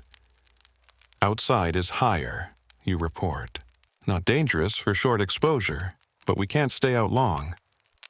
Can Biscuit go out, just for a minute? You consider this. The dog needs it, deserves it. 15 days inside. 5 minutes, you decide. Then back in. We'll let the radiation decay more before we go out properly. You open the door fully. Biscuit bolts. Runs into the yard like he's been shot from a cannon. Circles the tree. Rolls in the grass. Barks at the sky. Pure joy. Pure freedom. Pure life. The children laugh. Your wife cries. You just watch. This dog. This loyal, patient, perfect dog. After 5 minutes, you call him back. He comes reluctantly. But he comes. Good dog. You close the door, seal it. Keep the outside radiation out. Keep your family safe. "What now?" Tommy asks. You think, consider, plan. The house is safe. The air is breathable. But the outside is still contaminated. Not enough to kill, but enough to be careful. The radio said relief centers, medical screening, food distribution, government help. Now we wait a few more days, you say. Let the outside radiation decay more. Then we go find the relief center, find other people, find out what happened, find out what comes next. So we stay here, in the house? Yes, we're out of the shelter, but we stay inside. Give the world a few more days to heal. We have food, we have water, we're safe. We can do this. Everyone nods. Agreement, understanding. Survival continues. Just in a different form. Your wife starts cooking. Real cooking. On the real stove. She makes eggs and bread and coffee, sets the table, serves breakfast like normal. Like nothing ever happened. Like 15 days underground was just a strange dream. You eat together in the kitchen, sunlight streaming through the windows. Biscuit lying in his favorite spot. The radio playing softly. Actually playing now, not just static. a government station, instructions, hope, help. This is survival, not just existing, not just enduring, but living, loving, moving forward, together. After breakfast, you make a plan for the coming days. Inventory the house. See what you have, what you need. Prepare for the trip to the relief center. Prepare for whatever comes next. But first you sit together in the living room, on the couch, in real space, in real light. The whole family plus Biscuit. Just sitting, being together, being alive, being free. We made it, your wife says. Yes, you agrees, we really made it. What do we do now? You think about this, about the future, about rebuilding, about the world that was, and the world that is, and the world that will be. Now, you say, now we live. We help others. We rebuild. We make this survival mean something. We don't just survive, we thrive. We show that love endures, that families endure, that humanity endures. Together, Tommy says. Together, everyone echoes. And in that moment, sitting in your living room with sunlight streaming through the windows and your family gathered close, you understand something profound. You didn't just survive 15 days underground.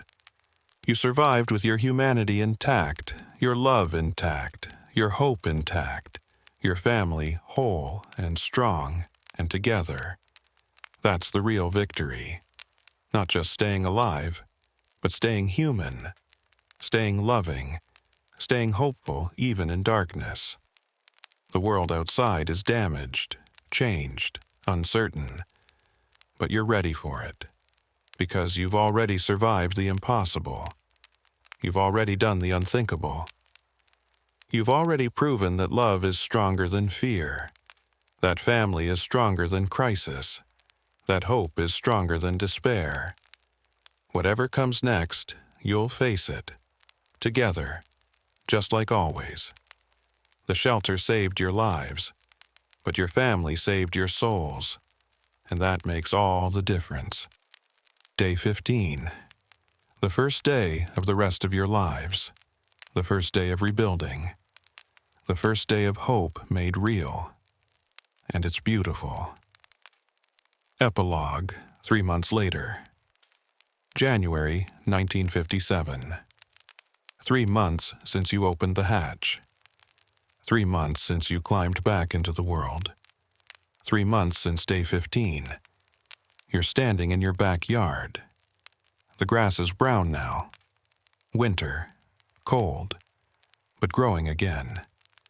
The radiation levels have dropped to almost nothing. The government says it's safe. The Geiger counter agrees. Biscuit is running. He's gained back the weight he lost. His coat is shiny again, healthy. He's chasing a ball Tommy threw. Same old Biscuit, same old joy. Tommy and Annie are in the backyard too, playing, laughing. They started school again 2 months ago, caught up quickly, resilient, strong. Changed by what happened, but not broken by it. Your wife is in the kitchen. You can see her through the window. Cooking dinner, real dinner. Fresh vegetables from the relief center. Meat from the government distribution. Things are getting better. Slowly. But better. The neighborhood is coming back to life. Not everyone made it. Mrs. Henderson didn't. She never made it to shelter. You found that out later. At the relief center. When they posted the lists. The names of the lost. You cried for her, for all of them, for everyone who didn't prepare, who didn't believe, who didn't make it underground in time. But others survived, the family 3 houses down. They had a shelter too, made it 15 days like you. Came up on day 16. You help each other now. Rebuilding, sharing, surviving together. Your brother called last week. From Pittsburgh. He made it. Basement shelter. 20 days underground. He's okay. Coming to visit next month. Family. Connection. Love enduring. Your parents survived too. Rural Michigan. Far from targets. They wrote it out in their farmhouse. They're safe. They're coming for Christmas. Real Christmas, the first one in the new world. You think about the shelter sometimes. It's still there, underground, sealed up, ready if needed. You hope it's never needed again. But you're glad it's there, just in case, always just in case. The government is rebuilding. Schools are open. Hospitals are functioning. Roads are clear. Life is returning. Different than before, but life nonetheless. Humans adapt. Humans endure. Humans rebuild. Your wife calls from the window. "Dinner's ready." You call the children. They come running. Biscuit too. Everyone files inside, takes their seats at the table. The same family. Changed but whole. Your wife serves dinner. You hold hands. Say grace. Thank God for survival, for family, for second chances, for love that endured 15 days underground and every day since. You eat together, talking, laughing, planning. Tomorrow, Tommy has a baseball game. Annie has art class. Your wife is volunteering at the relief center. You're back at work. The factory reopened, rebuilding, moving forward. Life isn't perfect. The world isn't healed. There are scars. Physical and emotional. Visible and invisible. The attack changed everything. Changed everyone. Some cities are still evacuated. Some areas are still dangerous. Some losses can never be recovered. But you survived. Your family survived, with love intact, with hope alive, with humanity preserved. And that's what matters. That's what makes it worthwhile. That's what makes the survival mean something. After dinner, you all sit in the living room. The radio plays softly. News and music and normalcy. Annie shows you a drawing from art class. Tommy reads from a book. Your wife knits a sweater. Biscuit sleeps by the fireplace. This is life. This is survival. This is what you endured 15 days underground to protect. These moments, these connections, these small intimacies that make existence meaningful. You think about the future, about rebuilding a world, about raising children in this new reality, about scars that will take generations to heal, but also about resilience, about humanity's incredible capacity to endure, to adapt, to hope. The shelter taught you something. It taught you that survival isn't just about staying alive. It's about staying human, about protecting what matters, about love enduring even in darkness, about family being the foundation of everything else. You made it, not just through 15 days, but through the aftermath, through the rebuilding, through the grief and the hope, and the slow, steady work of creating a new normal. And you'll keep making it, day by day, moment by moment, choice by choice. Together, always together, because that's what families do. They survive, they adapt, they love, they endure. The world ended on October 16th, 1956. But your family didn't. You survived. You thrived. You proved that love is stronger than apocalypse. That hope is more powerful than destruction. That humanity, at its core, is unbreakable. And that's the real story. Not the survival itself, but what you survived for, who you survived with, and who you became in the process. You look at your family, your wife, your children, your dog. All of you changed. All of you scarred. All of you stronger. All of you here. all of you together, and you smile. Because this is enough. This is more than enough. This is everything. The shelter saved your lives, but your family gave you a reason to live, and that makes all the difference. Every single difference in the world. And so, another story of survival comes to an end. A family of 4 and a loyal dog, 15 days underground, and a lifetime of lessons learned in concrete and darkness and love. You've been listening for a while now.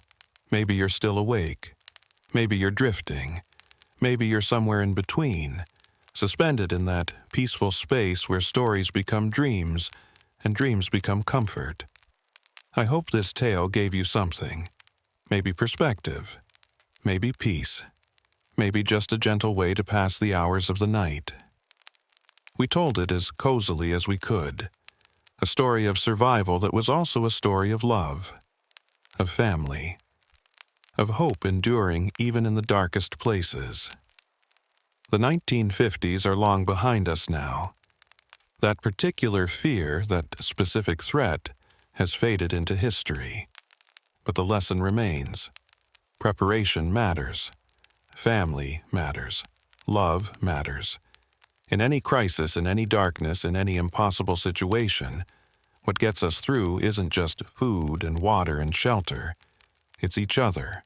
It's the bonds we build. It's the love we choose to protect. So, if you're still awake to listen to another sleepless survival story after this one, what would you like to survive next? A blizzard in a remote cabin?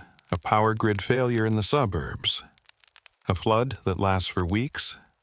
Tell us in the comments, we'll take you there. We'll walk you through it.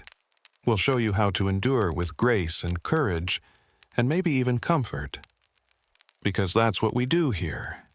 We explore the edge of possibility. We face the unthinkable.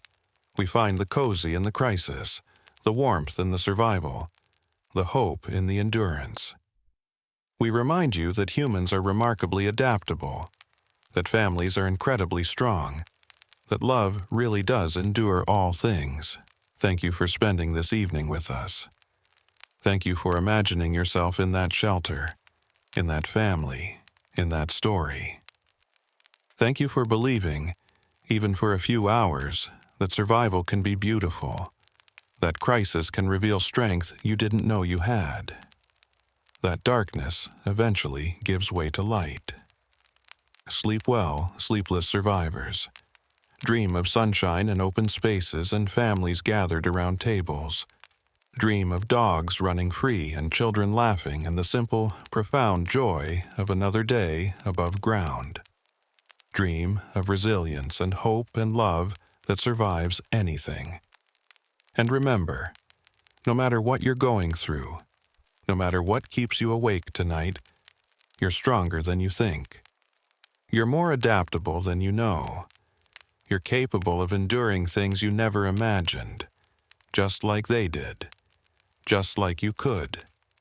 Until next time, stay cozy, stay curious, stay hopeful, and most of all, stay together.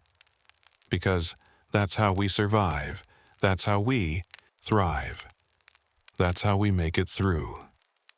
Good night, friends, and sweet dreams.